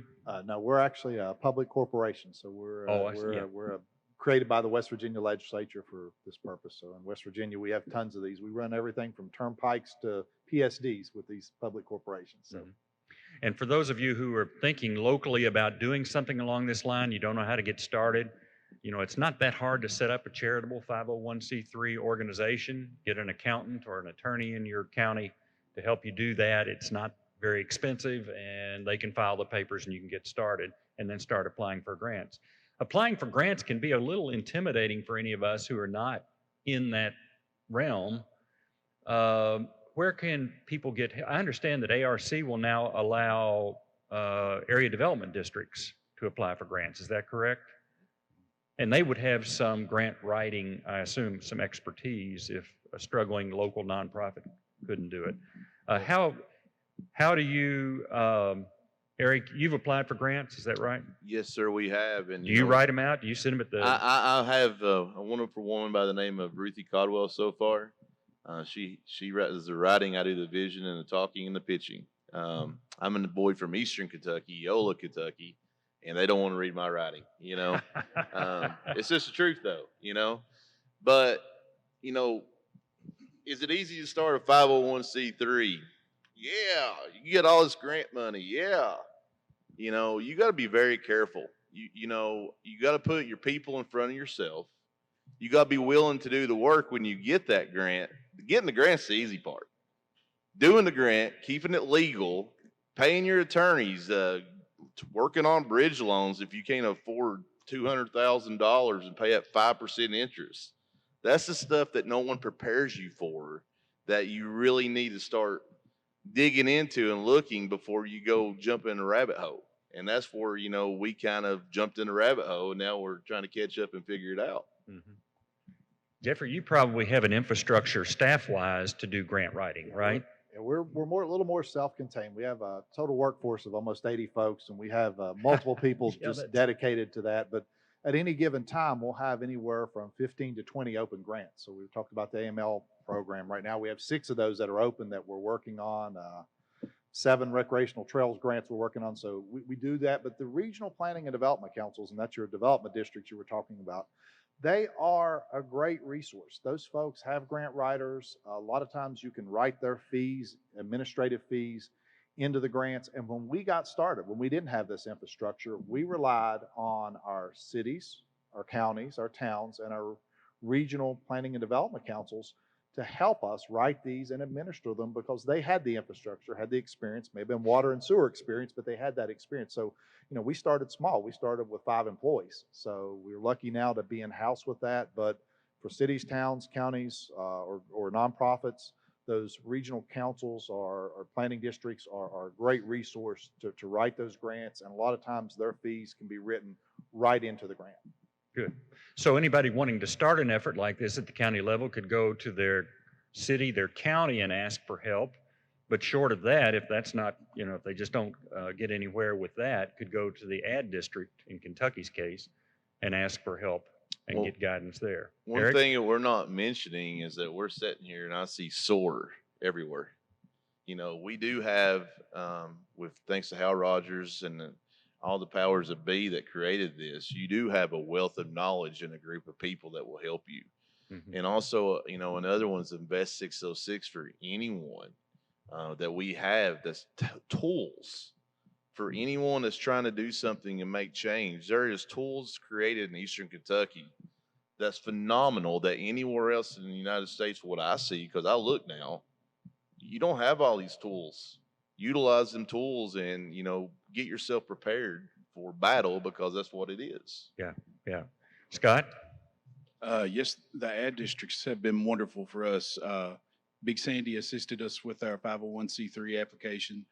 All 3 of the grant applications that we have in process right now are being prepared by the Kentucky River Ad.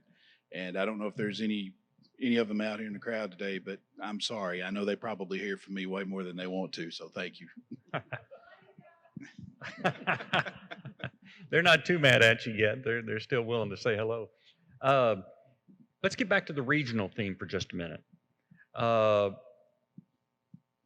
You've probably all experienced kind of the multi-county thing from your own angle. I know I'm familiar with the effort over near Red River Gorge to create Hollerwood.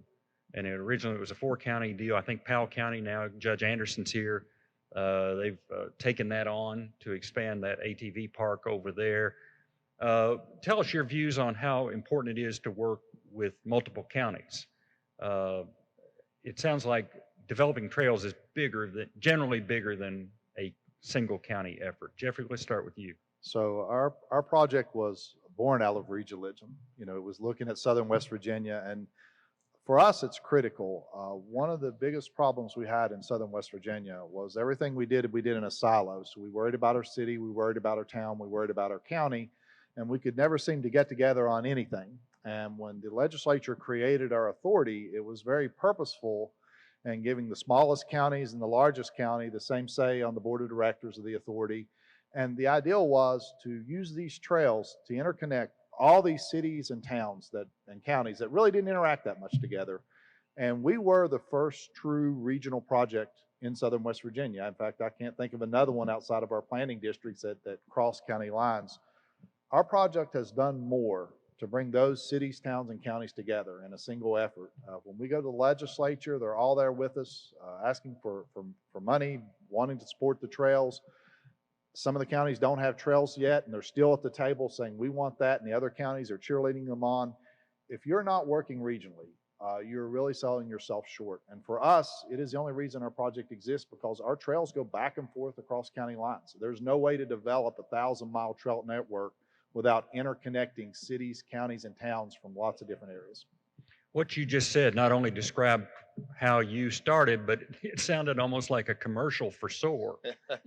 I mean, that's exactly what SOAR is meant to be and can be and is becoming with meetings like this. So that's terrific. Now, do you still encounter the provincialism of, or the turf protection, whatever name you want to apply to it? Do you encounter that, Jeffrey? How do you work through that?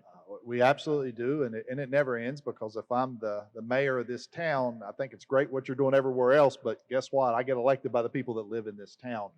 And one of the things we've done to build past that is actually go into those communities, hold community meetings, explain to them how they fit into the bigger system, that, you know, that we're only halfway done with our project. So imagine having a job where 21 years into your job, you've only made it to half the places you said you were going to make it to. And these other people have had to show up for 21 years to meetings to sit at a table where they're not enjoying the benefits of what you're doing. And I think it's a testament to regionalism that we've got counties like Boone County, West Virginia, that for 21 years has come to meetings, will be at our next meeting, and says, we know we're going to be next, we know we're going to be in the future, we're going to keep supporting this. And it is that, and you know, bless you guys for SOAR. You're way ahead of a lot of folks with that. I mean, it just absolutely, to see this many people here, it's humbling to us, because it's taken us a long time to not even get where you're at right now with this type of gathering. Well, your organization and SOAR help us all see the bigger picture. Yeah. And hopefully that's what that we can see bigger results, bigger projects, because we're seeing a bigger picture. Eric? Well, you know, this is the difference that I see in Eastern Kentucky in the past 10 years of change.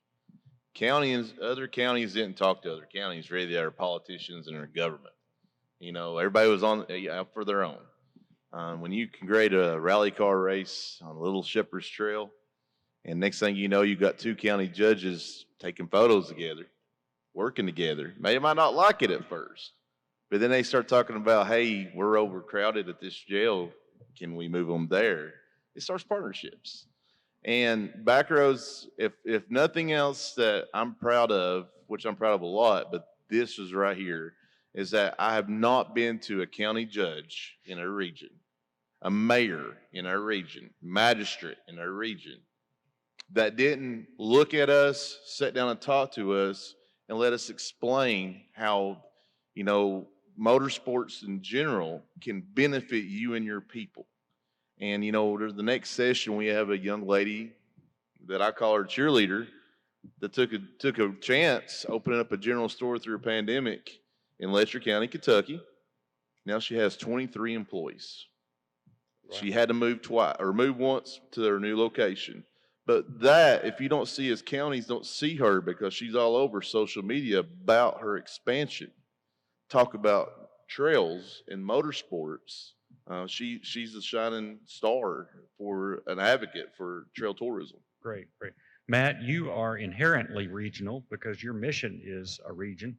How do you deal with, I assume you still experience some of the provincialism and turf protection of people living in their own silos or their own county and not wanting to reach across the county line. Yeah, and I've seen good projects and proposals die because of that, because county judge executives couldn't get on the same page with one another. You have to understand, when you're working with the federal government, we kind of ask a lot of our partners in our counties to really bring forth a good project for us, because we don't have the capacity to do a lot of the legwork for you to sort of see the vision and make the project happen. So when you've got counties that aren't even on the same page on what that vision is, we kind of raise our hands and go, well, I'm not sure what we can do with you. Until you guys decide what path you want to move forward, we can't really evaluate your proposal. So I definitely see it. I agree with Scott that Eric, I'm sorry, in the 7 years that I've been here, I've seen some of those walls break down and some counties start to work together. Hollerwood's a good example where, hey, this can help everybody out if we work together instead of just focusing on our own little piece of the pie. Yeah. I've been involved with a little project over at Red River Gorge, and the 4 county judges have been terrific. And the fact that they have a tremendous tourism asset of the Red River Gorge, internationally known, and that's pulled them together with the private community to work on some bigger goals. So, yeah. Scott. Well, I have barely been in this position for a year now. So to be quite honest, I haven't encountered a lot of those issues. What I will say is the most rewarding part of this project to this point has been seeing the erasing of county lines, the regionalism, the bipartisan effort that it took to create our authority. So that has been, that's just been very exciting for me. Now, Jeffrey said it took him 21 years. Are you willing to come back here 21 years from now and report on your progress? I hope I can come back here in 21 Colby, let's years. book him. All right, 21 years from now. Colby's young enough to be here 21 years from now. Some of us maybe don't share that fate, but that's terrific. I have another question here about trail towns. Sometimes you drive along the highway, you see somebody's been designated as a trail town. Have any of you experienced that, and what's involved? Jeffrey? I'll start with that, and we consider all the towns we are connected to trail towns, and this is something that we have to work on in southern West Virginia, eastern Kentucky, southwest Virginia. When you go out through the eastern United States, you do see these trail towns. Entire communities built up around hiking trails, biking trails, equestrian trails, water trails. With us, it's going to be ATV trails. And really what it is an identity. It's that community making its identity to be a place tourists want to come. It's the shops on Main Street, like the general store you're talking about. It's the bike shops. It's the ATV repair shops, the ATV rental businesses. And one of the things that we miss in the trail community, and I was in Alabama 4 years ago speaking to their conference about trails, and one of the things I focused on is trails are an economic development project. And we never think of them that way, but we have to think of them that way. And these trail towns, they're economic development projects for the entire town.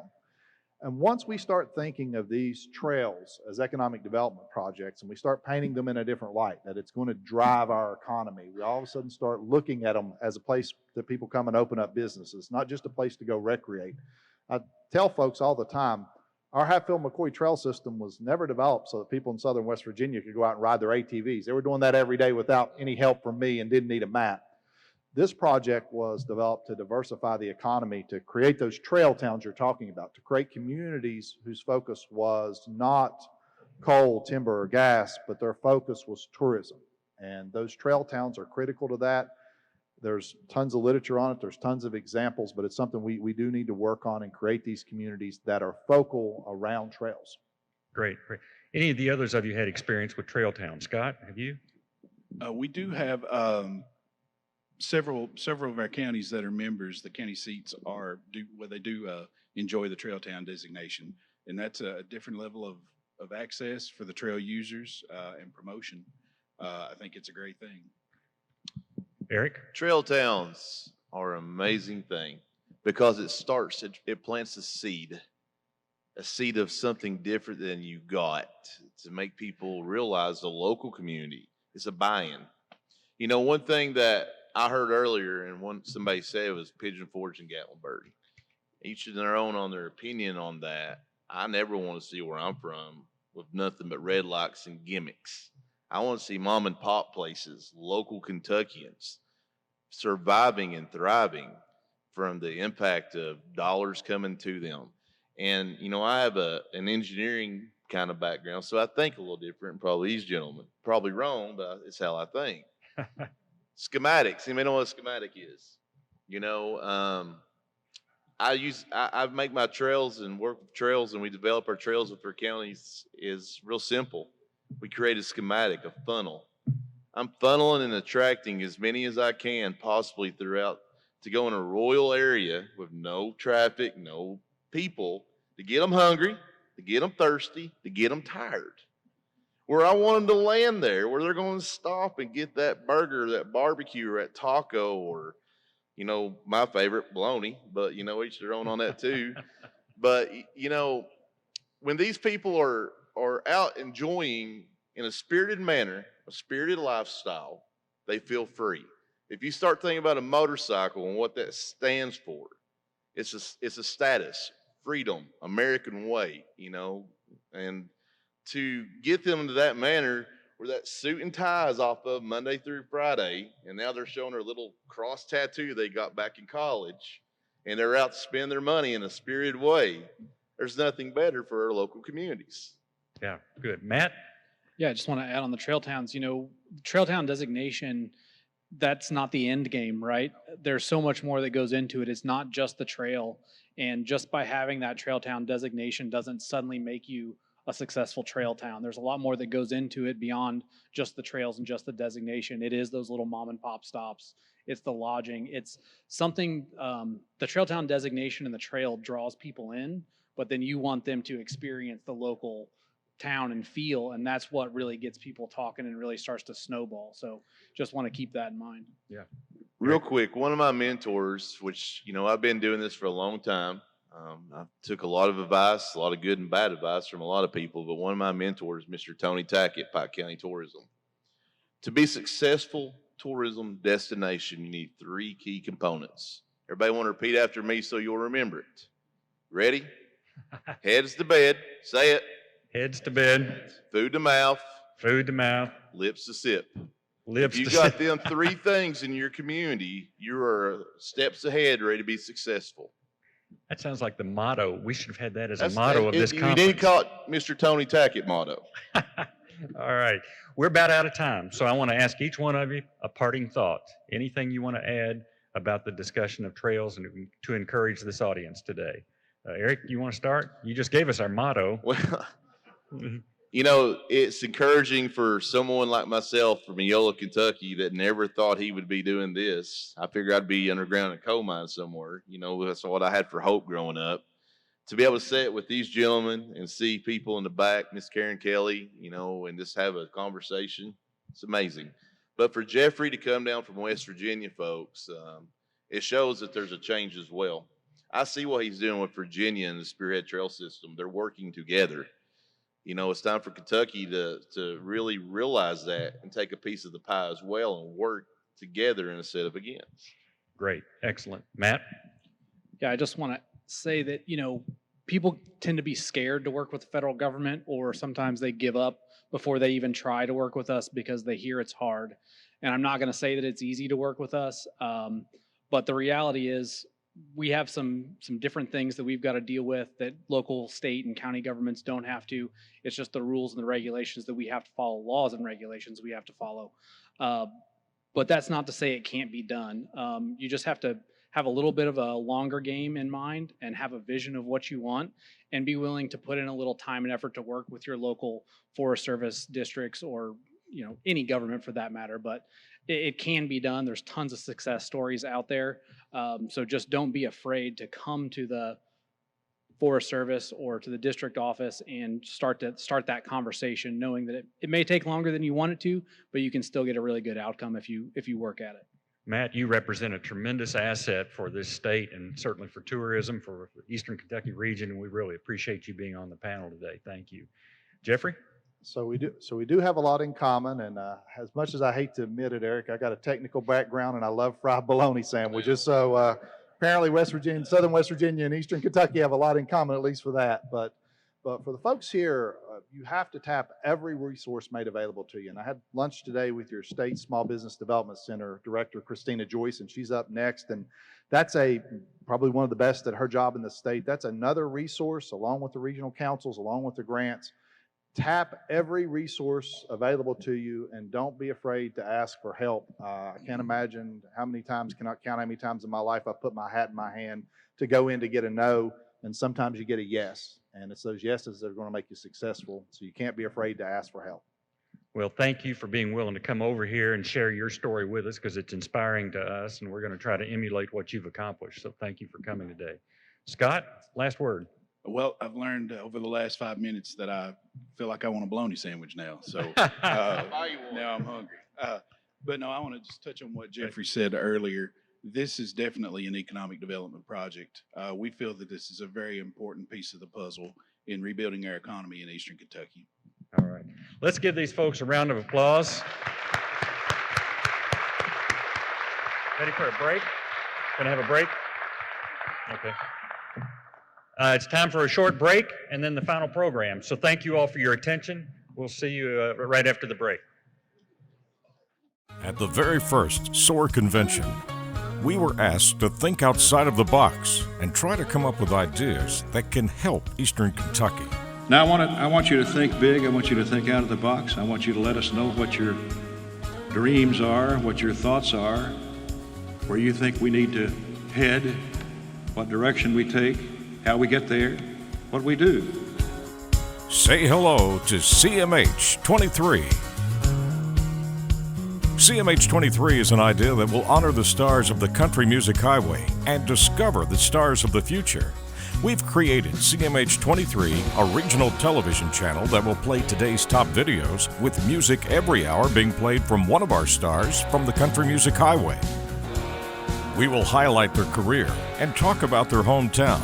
And trust me, the list of the stars on the country music highway is impressive. The ultimate plan is to have this channel on every cable system on Channel 23. We hope to go from Ashland, Kentucky, all the way to Wise, Virginia. That would be about 150,000 households. Then, 4 times per hour, a video disc jockey will update you about the music, tell you about the highway stars, and give you all the information on highway tourism. Let's face it, when it comes to a playground, the country music highway has it all. The regional channel will constantly remind people to visit our website, cmh23.com. It will be a one-stop shop for tourism for the entire highway. This unified approach has become an idea that will break down county lines, further education, improve the arts, and increase tourism, ultimately providing economic growth. The Mountain Arts Center in Prestonsburg has been a great stage for live shows, and now will become the launching pad for tomorrow's stars. A state-of-the-art studio for television and radio will be built, broadcasting 24/7 from the center point of the country music highway. We've created a partnership in education. Big Sandy Community and Technical College will now be able to offer their students in communications the chance to have a hands-on opportunity working in video, audio, and production, along with the chance to become on-air talent on CMH 23.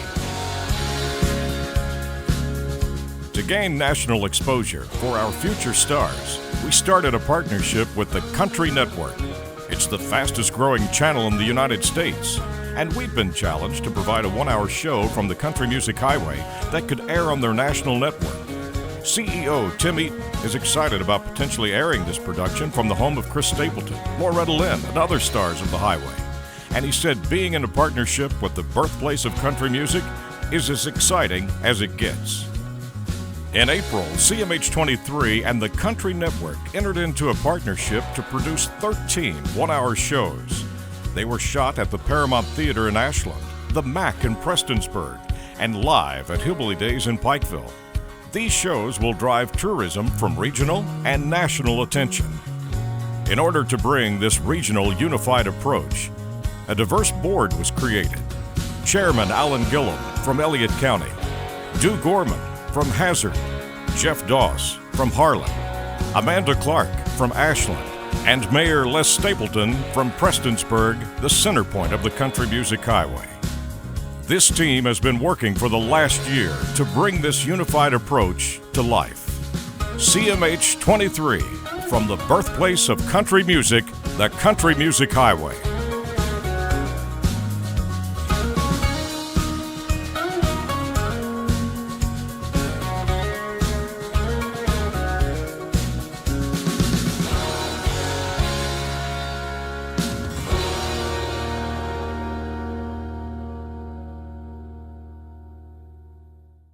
Before we get started, and before I tell you who I am and who these wonderful people are up here on our panel, I got to ask a question. How many people in this room go to small businesses at least once a week? Raise your hand. What? Probably every single day. Some of you all out there know me. and I'll tell the others who I am in just a minute. Small business is big business in Kentucky, especially in eastern Kentucky, right? Right? Exactly. Well, I'm Christina Joyce. I am the State Director for the Kentucky Small Business Development Center, or the SBDC as we like to call it. I hope that some of you all had the chance today and yesterday to hear some of our folks speak. JC did a great job, Valerie, and then we've got Rodney and Michelle, and I think Rachel's here, and Tony, and Mike. Anyway, we have a lot of people here from the SBDC, and we love our small businesses. As the last panel was talking about trails, I'm an Appalachian girl, and I used to work with Jeff Lusk, Hatfield McCoy Trail System, and the one thing that they needed so much were, they had too many heads and not too many beds when they first started. Small businesses in our small communities are the lifeblood. That's what will raise Appalachia up, our small businesses and entrepreneurs. And here today, you have heard so much about collaborative efforts, about working together, about no one can do it by themselves, right? And so at the Kentucky SBDC, we want to thank SOAR for this amazing summit. I'm not going to call it mini. I'm like everybody else. I think it's a mega summit by this point in time. So we love to be collaborative with others in our community. And that's the only way that we can get by, right? With a little help from our friends. Boy, that dates me, doesn't it? So anyway, thank you for sticking around for the very best one of the day. I want to also, I have to say a shout out, as everyone else has, about this beautiful venue, Paramount. I mean, it's just incredible. And the city of Ashland. I was born and raised in Huntington, West Virginia, so Ashland was our sister city. I had tons of friends in Ashland, and I used to exhibit artwork here in Ashland. I love Ashland, Kentucky. So thank you to Ashland and to the Paramount and to SOAR and all the fun folks that made this mega summit happen. So today, you all are the lucky ones because we've got 3 entrepreneurs here that are fantastic. And they've got a fantastic story to share with you. And this is the lifeblood of our small communities, are these types of businesses. So this is what I'm going to do. I'm going to introduce each one of them and just say what their business is. And then they're going to go through and they're going to tell their story. Our theme is around how your thriving small businesses can bring tourists to communities and give them a reason to come back. In the theater, and we are in a theater, it's all about the callback, right? You might have somebody wander in your business once, but it's all about the callback.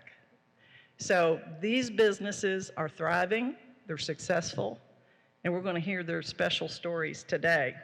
So I am so honored to introduce to you today, we have Jason Camp from Camp Landing Entertainment District. Say hi, y'all.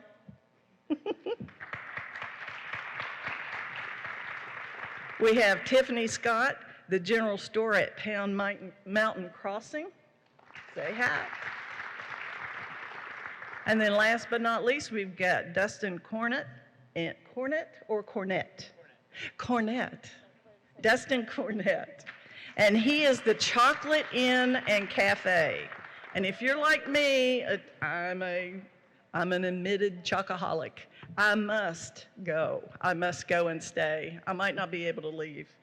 But anyway, now we're going to go down through, and you've heard about our theme, okay? And I started my first business at the age of 23, and I've had 5 companies. So I know, and I've worked with entrepreneurs for over 30 years now. Yeah, I'm old. Anyway, I know when you ask an entrepreneur, tell your story. Tell us, how did you get started? Usually you just say that and you step back. But I'd also like for you all to say, who kind of helped you along the way? We have so many city and county and state leaders in the audience. You know, tell us who you worked with. Did you use any resources? because we all want to know how you got to where you got to, and also if you want to kick in, what do you need to thrive in the future? So let's start with Jason. Hi, I'm Jason Camp. Not a native Kentuckian. I wish I was. I actually was born and raised in Florida, and my wife and I moved our family up here 4 years ago. So we came up here and we opened a few restaurants, one the Winchester across the street that some of you might have visited in the last day or two, the Steak, Seafood, and Bourbon Bar over there, and then down the street on the other side of the county, we've got Smokin' Jay's Ribbon Brew House. And moved up here really because it's a great community for family and faith, and the Appalachian area is, to me, paradise. We moved up from Naples, Florida, so we get weird looks when we tell everybody, and we moved from Naples, Florida to here, but we believe this is true paradise. Just to raise our family, we've got 5 kids, and I think a lot of people in town or even in Eastern Kentucky, it really gets a bad rap, but I see it through different eyes, and I just see how special this place is, including, the building we're in right now. The very first visit we came up here, and the Ashland Alliance actually took us around to see, what was happening in town and the beautiful river and what they were going to do in rebuilding Ashland and revitalizing it, and where we could do a restaurant right here in the hotel that was being remodeled. And we came into here, and I remember that day I called my mom and I said, "You can't believe this Paramount Theater they got down there." It's like things like this we didn't have growing up, and it's just the history, the trails, the nature, everything around here is just a straight. It's straight out of a fairy tale to really raise kids. And I think sometimes people are too close to it and they don't see it as special as it is. And we're just trying to do our small part for community and build quality of life and give back where we can. So we came up here, we opened a few restaurants, and I've got, I had 17 years of professional sports back in the day in different leagues. And one thing that I always saw was lacking here in town was we didn't have enough sports facility space, not enough court space, basketball, wrestling, volleyball. It was a real need here. So with my wife and I, we prayed about it, and I was always looking for a spot that would be a good place to build a sports complex. And dealing with the county of Judge Cheney, who was up here earlier, and TJ Morrison, who was the executive economic development director at that time, we would talk about different spots, and they would keep going back to this dead mall, the Kiowa Mall. And I'm like, there's no way in heck that I want to buy a dead mall. It really has no appeal to me whatsoever. But, they kept hammering it and kept looking at it and, came up with an idea of, well, why don't we just change it? Why don't we revitalize it like Ashland's doing with downtown and make it something completely different? And we really started looking at it from a different side and say, it would be a great place for a sports complex. Here's what we can do with the old Sears and make it a convention center. What other businesses can we have come into town and really make this a center point of a destination?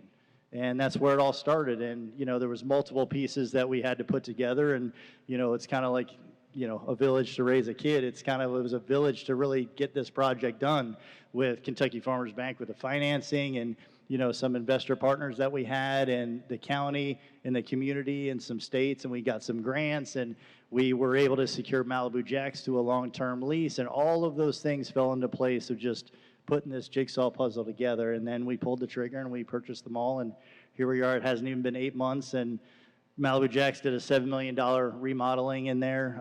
It opened December 18th. My wife and I remodeled the movie theater, and that opened on August 6th. We got a couple of bars and restaurants opening. We got an axe throwing bar going in there. We got a hotel that's going to be built. The sports complex is coming at the end of this year. It's all coming together, and again, just to give back quality of life, something to do, and a destination where somebody can come in and, for a travel tournament for basketball or wrestling or volleyball, and basically come up there on a Thursday or Friday, stay all week, eat in a different restaurant every night, and really make this as a center point for Eastern Kentucky. Well, and I'd like to add, too, that so it's great for the community, but again, we were talking about the trails, we were talking about Hatfield-McCoy trails, and when I used to work with Jeff, and one of my statistics was that everybody from every single state in the union had visited the trail system, and over 11 countries. So you never know who's coming through your town, and you never know who's going to stop into small business. And if you've done any traveling, when you go places, you go to those places because you want local color. You want local food. You know, I told you, I'm an Appalachian girl. People come to Appalachia. They want what we have. They want a little bit of our secret. I mean, here's proof positive. He came from Florida, and he's here.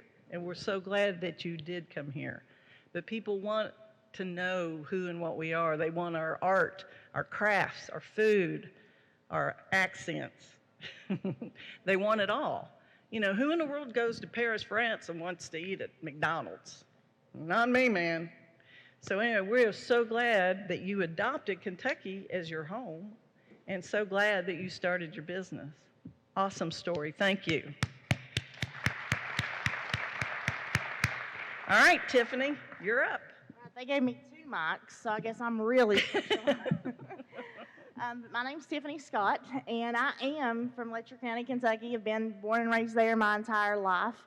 And if you would have told me a year ago, if you would have told me 6 months ago that I would be sitting on this stage talking to you folks, sitting between these 2 guys, talking about what it's like to open a business and try to be a driving force in tourism, I would have laughed in your face. I have got about 20 years experience in higher education, in marketing. That was always my niche. My last job I had outside my store was for the University of Kentucky. My husband also works for the University of Kentucky. And our story began during COVID. You know, we were all at home. We had, you know, UK had made the decision for everybody who possibly could to work from home. And so we'd been sitting home since about March 2020. And there was this little grocery store / deli that was right across from where we lived at that had been around since the 70s. And this was, you know, the gentleman, I've known him my entire life. We would go there and get gas for lawnmowers and motorcycles and four-wheelers. And he would cut a little bit of meat, make a few sandwiches, had milk and bread. Sometimes you wasn't for sure if it was in date. Sometimes you wasn't for sure if he was going to be there. But nonetheless, he got sick, and he had to move to Louisville and to get treatment with his daughter. And he had decided to close his little store. And we were just all so sad. We just didn't want to see this little store close down. And it was the true epitome of a small country store. It was attached to the post office. Prior to the post office building on the little addition, the post office was inside this building. And so he used to be the postmaster, and his wife ran the store. So there's a lot of history there, and we just didn't want to see it close. And so me and my husband, being in our COVID state of mind, you know, we're all quarantined at home, and we can do all these great things. We said, hey, let's open a store. And that is where our journey began. In January of 2021, we decided to reopen this little store, and we decided that we would call it the General Store at Creek Crossing. Now, as you know now, that's not the name of my current business. We opened in January of 2021 with the idea that we would, in my husband's words, cut a little meat, make a few sandwiches. That'd be that. But we also knew that there was no way that that was going to be something sustainable. We had no intentions of giving up our good-paying full-time jobs at UK that would cover my daughter's college education. Had no intentions of doing that. We wanted to do this as more a community service. We just didn't want to see another dilapidated building in our community. And so we opened our doors. And, you know, I think Eric was out here talking about me during his time. You know, we've known Eric for years, another Letcher County guy. And we knew what he was doing with the motorcycle groups. We knew the folks that was coming in. And so we said, you know, hey, if we're going to do this, let's not just repeat the past. Let's take a new spin on this, and let's really focus on making somewhere different. We want to still have the milk and bread from when it snows in Kentucky, that the locals can come out to make their milk sandwiches. But we also wanted to have something different. We wanted to be able to focus on what makes Kentucky unique, what makes Appalachia special. And you're exactly right. I think people want that authenticity of the mountain people. They want our good food. You know, these folks didn't just want sandwiches. They wanted Tiffany's meatloaf. They wanted my soup, beans, and cornbread. You know, they wanted to try some things different. And I got real tickled at the guys earlier talking about bologna sandwiches. That's one of our signature items. We call it the coal miner's daughter at the general store. And we have sold, I actually just ran a report sitting in the back, since we opened our doors, we have made, let's see, right at close to 1,000 fried, more than 1,000 fried bologna sandwiches since we've opened the Coal Miner's Daughter. So that's one of our big sellers is the fried bologna sandwich. But so we wanted to keep the essence of the little deli. We wanted to keep those type things, but we also wanted to reach out to local farmers to be able to carry their local produce. We didn't want to travel outside the state to get those items. We wanted to work with folks growing it there locally, that when they had an abundance, that when they couldn't put it away or use it, that we could purchase it from those local growers and resell in our store. We had a little bakery that we put in and sold cupcakes and fudge and different things. But we reached out to local crafters and artisans, and we really developed this idea of almost like a little destination in itself.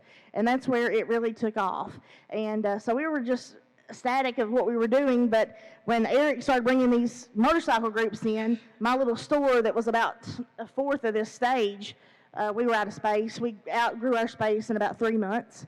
And at that point, Letcher County, the judge executive called me and he came over and he said, "Hey, I got an idea." He said, "You're out of room. We love what you're doing, but you're outgrown yourself in 3 months." And so the county made us a deal. They said, "We've got a building that's kind of falling in.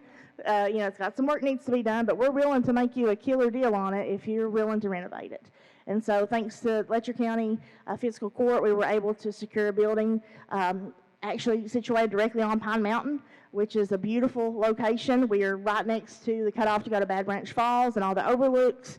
And so we have recently moved, and so we are now the general store at Pine Mountain Crossing. The creek's no longer there, so we're on the mountain.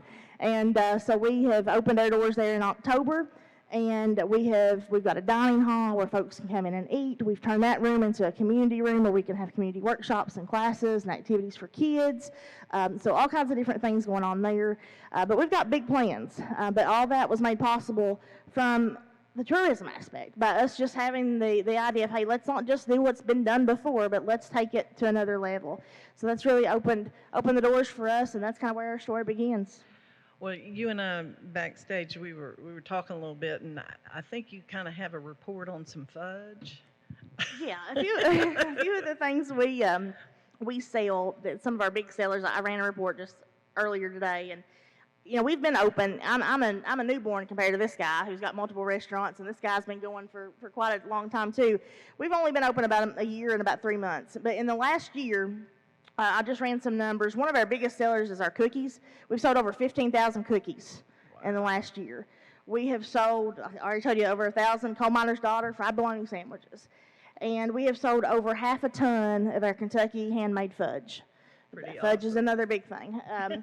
We have another big thing for us is chicken salad. We have sold 812 pounds of homemade chicken salad, in addition to over 1,300 chicken salad sandwiches. So, and we're doing this, folks. I guess, if I think about what I want to say to folks or what I want to tell you guys or tell my family and friends back home, is I'm doing this on 2 residential stoves. I don't have a commercial kitchen. I've got 2 stoves that's like the stoves that's sitting in your house. It's possible. It's possible if you dream a little bit. Now I'm looking at investing in a commercial kitchen, but it's possible, folks. It's possible to just start small and just start out with that dream and just see where it takes you. Awesome. Thank you.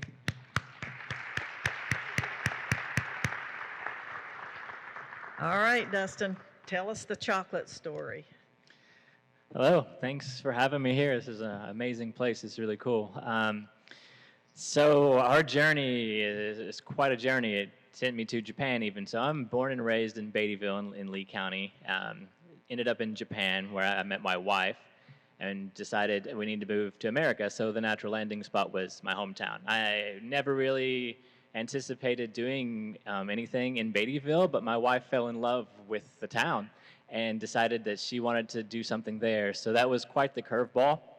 My perception had changed about the area since growing up there to then, because I saw so much potential in tourism. So I thought we could make this happen, but really how could we do that? So we kind of had a humble beginning. We tried to do many things, and we were living at a Bible camp when this old motel came on the market. The motel came with a house, and that was really appealing to us since we didn't have one. So we thought, let's try to make this happen. But they don't really give loans to people that don't have assets and jobs.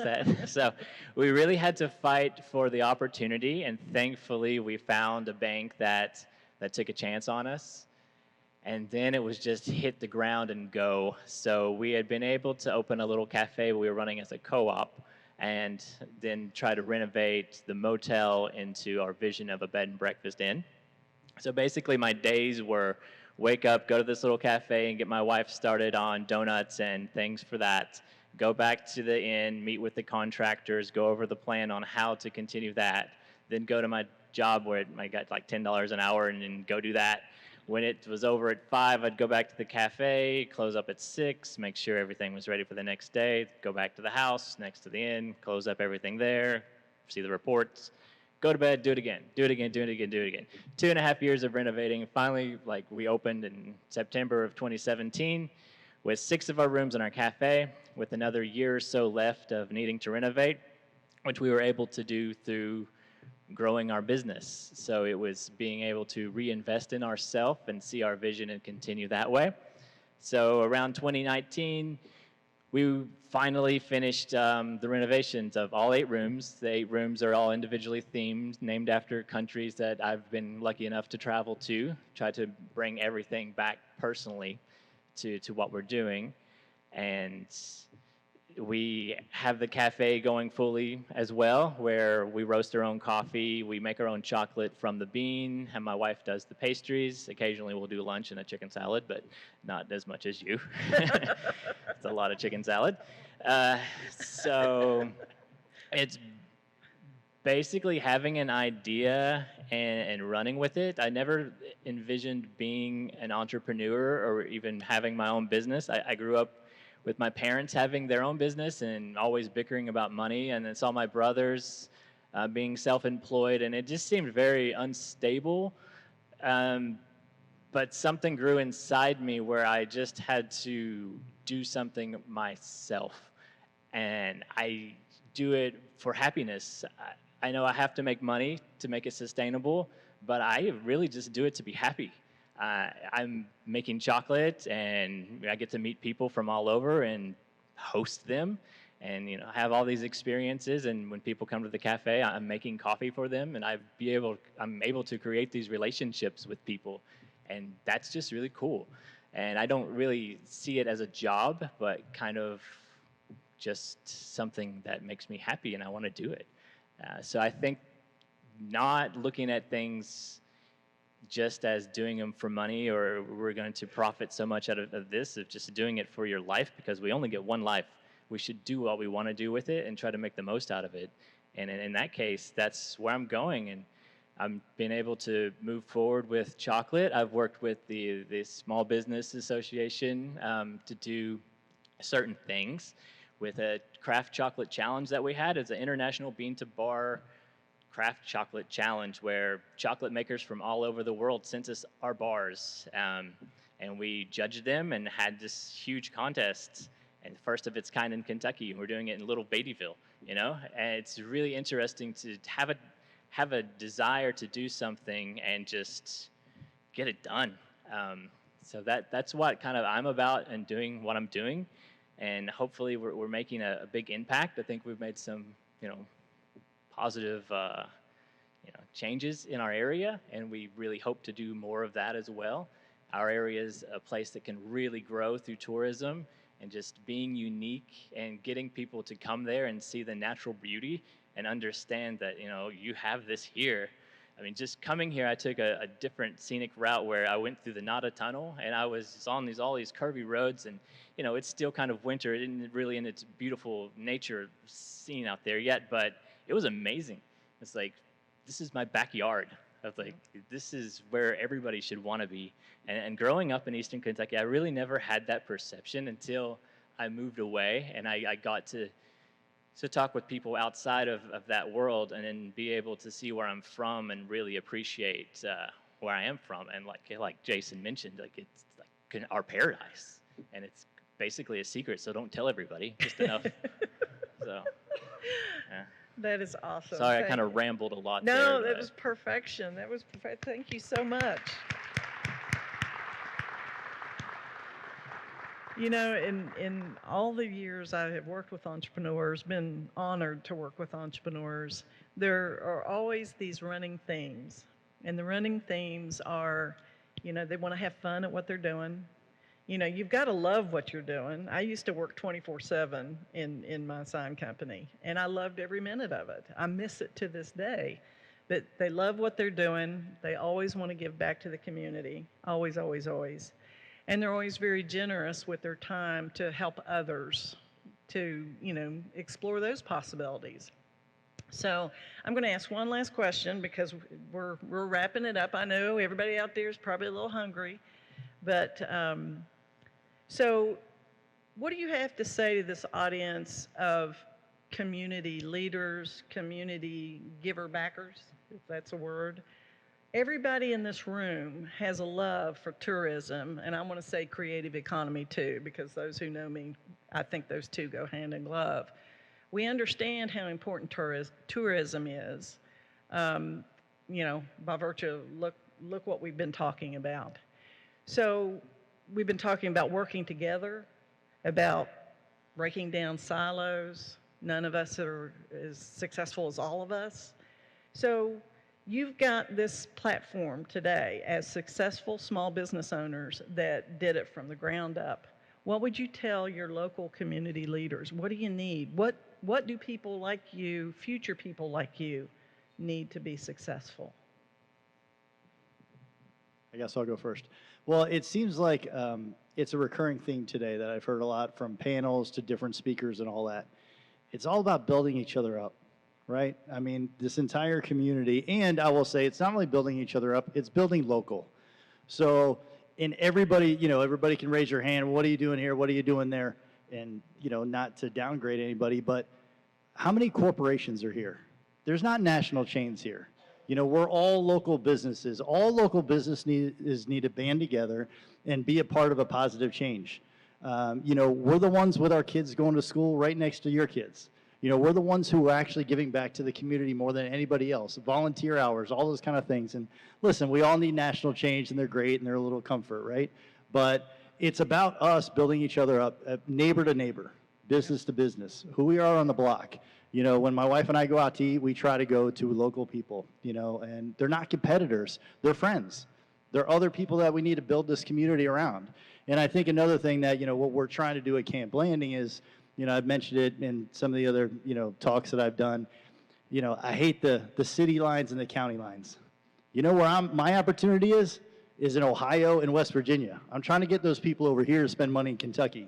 You know, that's where we should be looking. How as Kentuckians can we band together and get people into our destination to go down to the river and see a concert, come into this building, go out to Camp Landing, go to Rush Off Road. Rush Off Road is like one of the, I don't know, top 10 ATV parks in the nation, and it's right here in Boyd County, but nobody ever talks about it.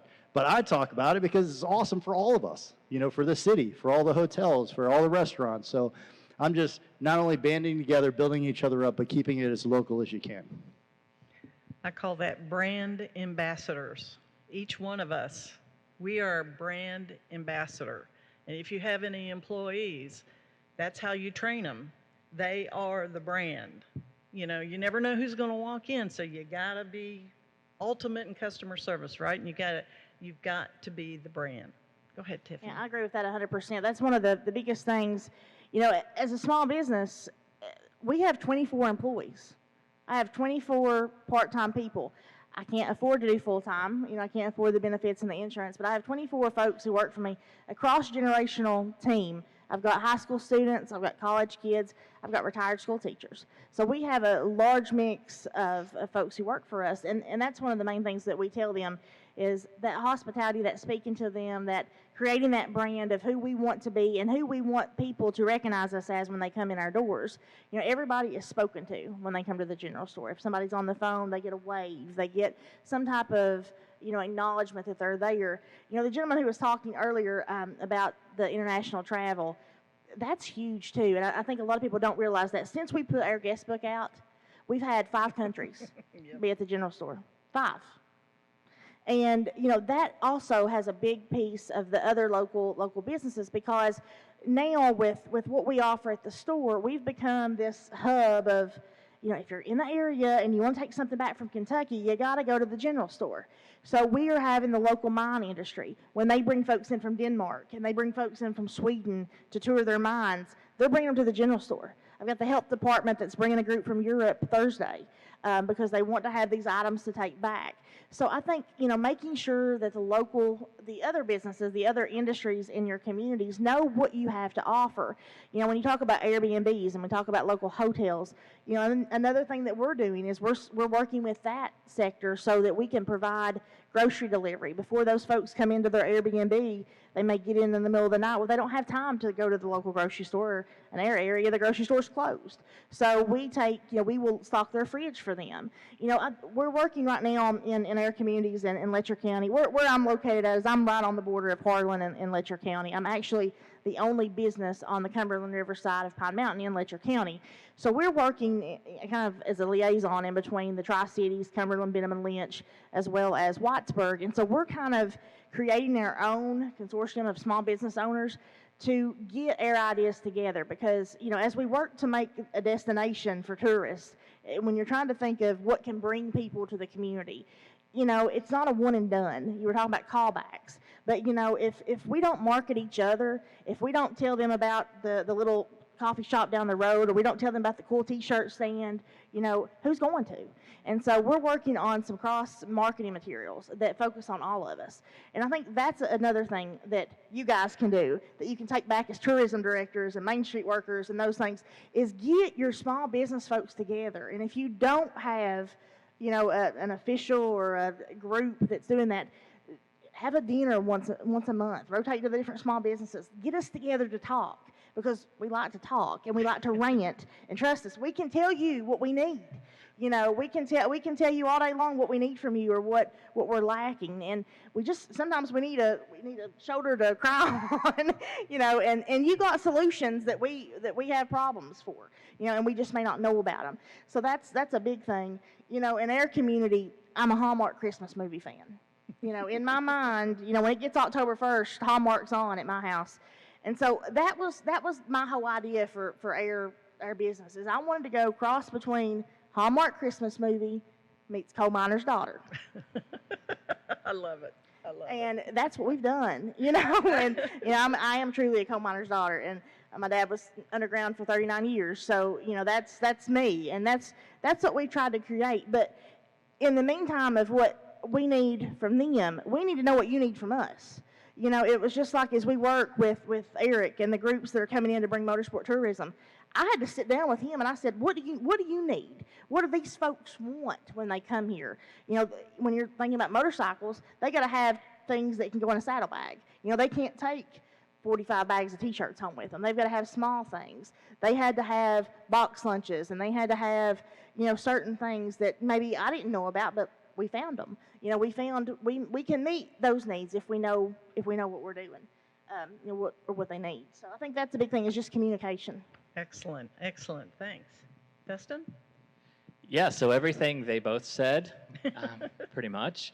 I would just add that, my town's really small.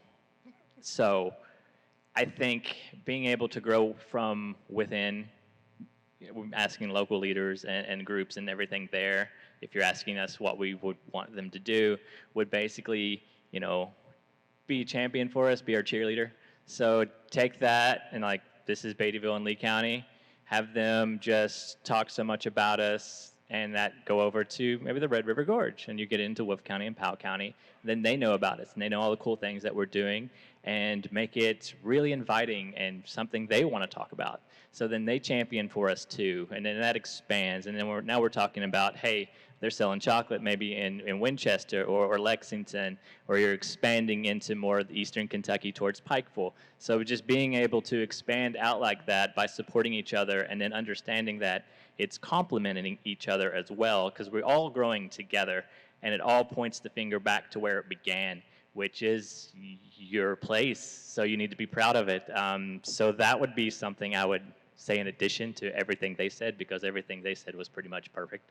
So I'm so glad that everything that you all said, I love the word cross-pollination, because when folks cross-pollinate skills, talents, stories, experiences, what happens? All of us get bigger, and we get bigger. That's one thing I think I've seen some of my coaches in the audience. That's what I say all the time. We got to cross-pollinate skills and talents so there are no borders. I loved when you said, you know, kind of blur those borders a little bit, because the world doesn't stop right there. So we're all one. And the more we work collectively together and complement each other and help to share those stories throughout, we'll all rise up. I mean, we'll all benefit. And you know what? The future generations will benefit as well. So I've been so honored to be here today, to get to meet you guys, to hear your stories. Again, SOAR, thank you so much. This has just been so wonderful. I've got to thank my staff from the Kentucky SBDC because they're awesome. And there's JC taking my picture. But anyway, thank you all too for staying and hearing these wonderful stories. And don't forget, small business is big business in Kentucky, and especially in Appalachia. So thank you to the panelists. Let's thank them.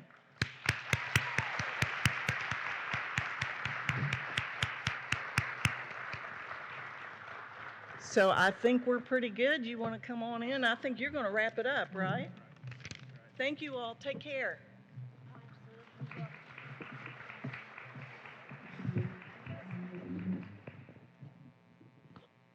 Thank you so much to that last panel. So great to have. I'll be 30 seconds longer here to kind of wrap us up. Just one final thank you to everybody for showing up. The full building happens because you come physically, and so obviously none of this would be possible if you weren't here in person. To our financial sponsors of the event, thank you so much. That obviously wouldn't have been possible without you. To the city of Ashland and to Boyd County, specifically Brandy Clark, thank you so much for your help in making this happen. And then obviously to the SOAR team, Josh Ball has really been leading it on the ground, and this event would not have been possible without Josh. So thank you, Josh, for your help on this. So until then, that is going to be it for SOAR Ashland 2022, and we look forward to seeing you at a future SOAR event in another Eastern Kentucky county to be determined and to be announced soon. So be on the lookout for that. Thank you all so much.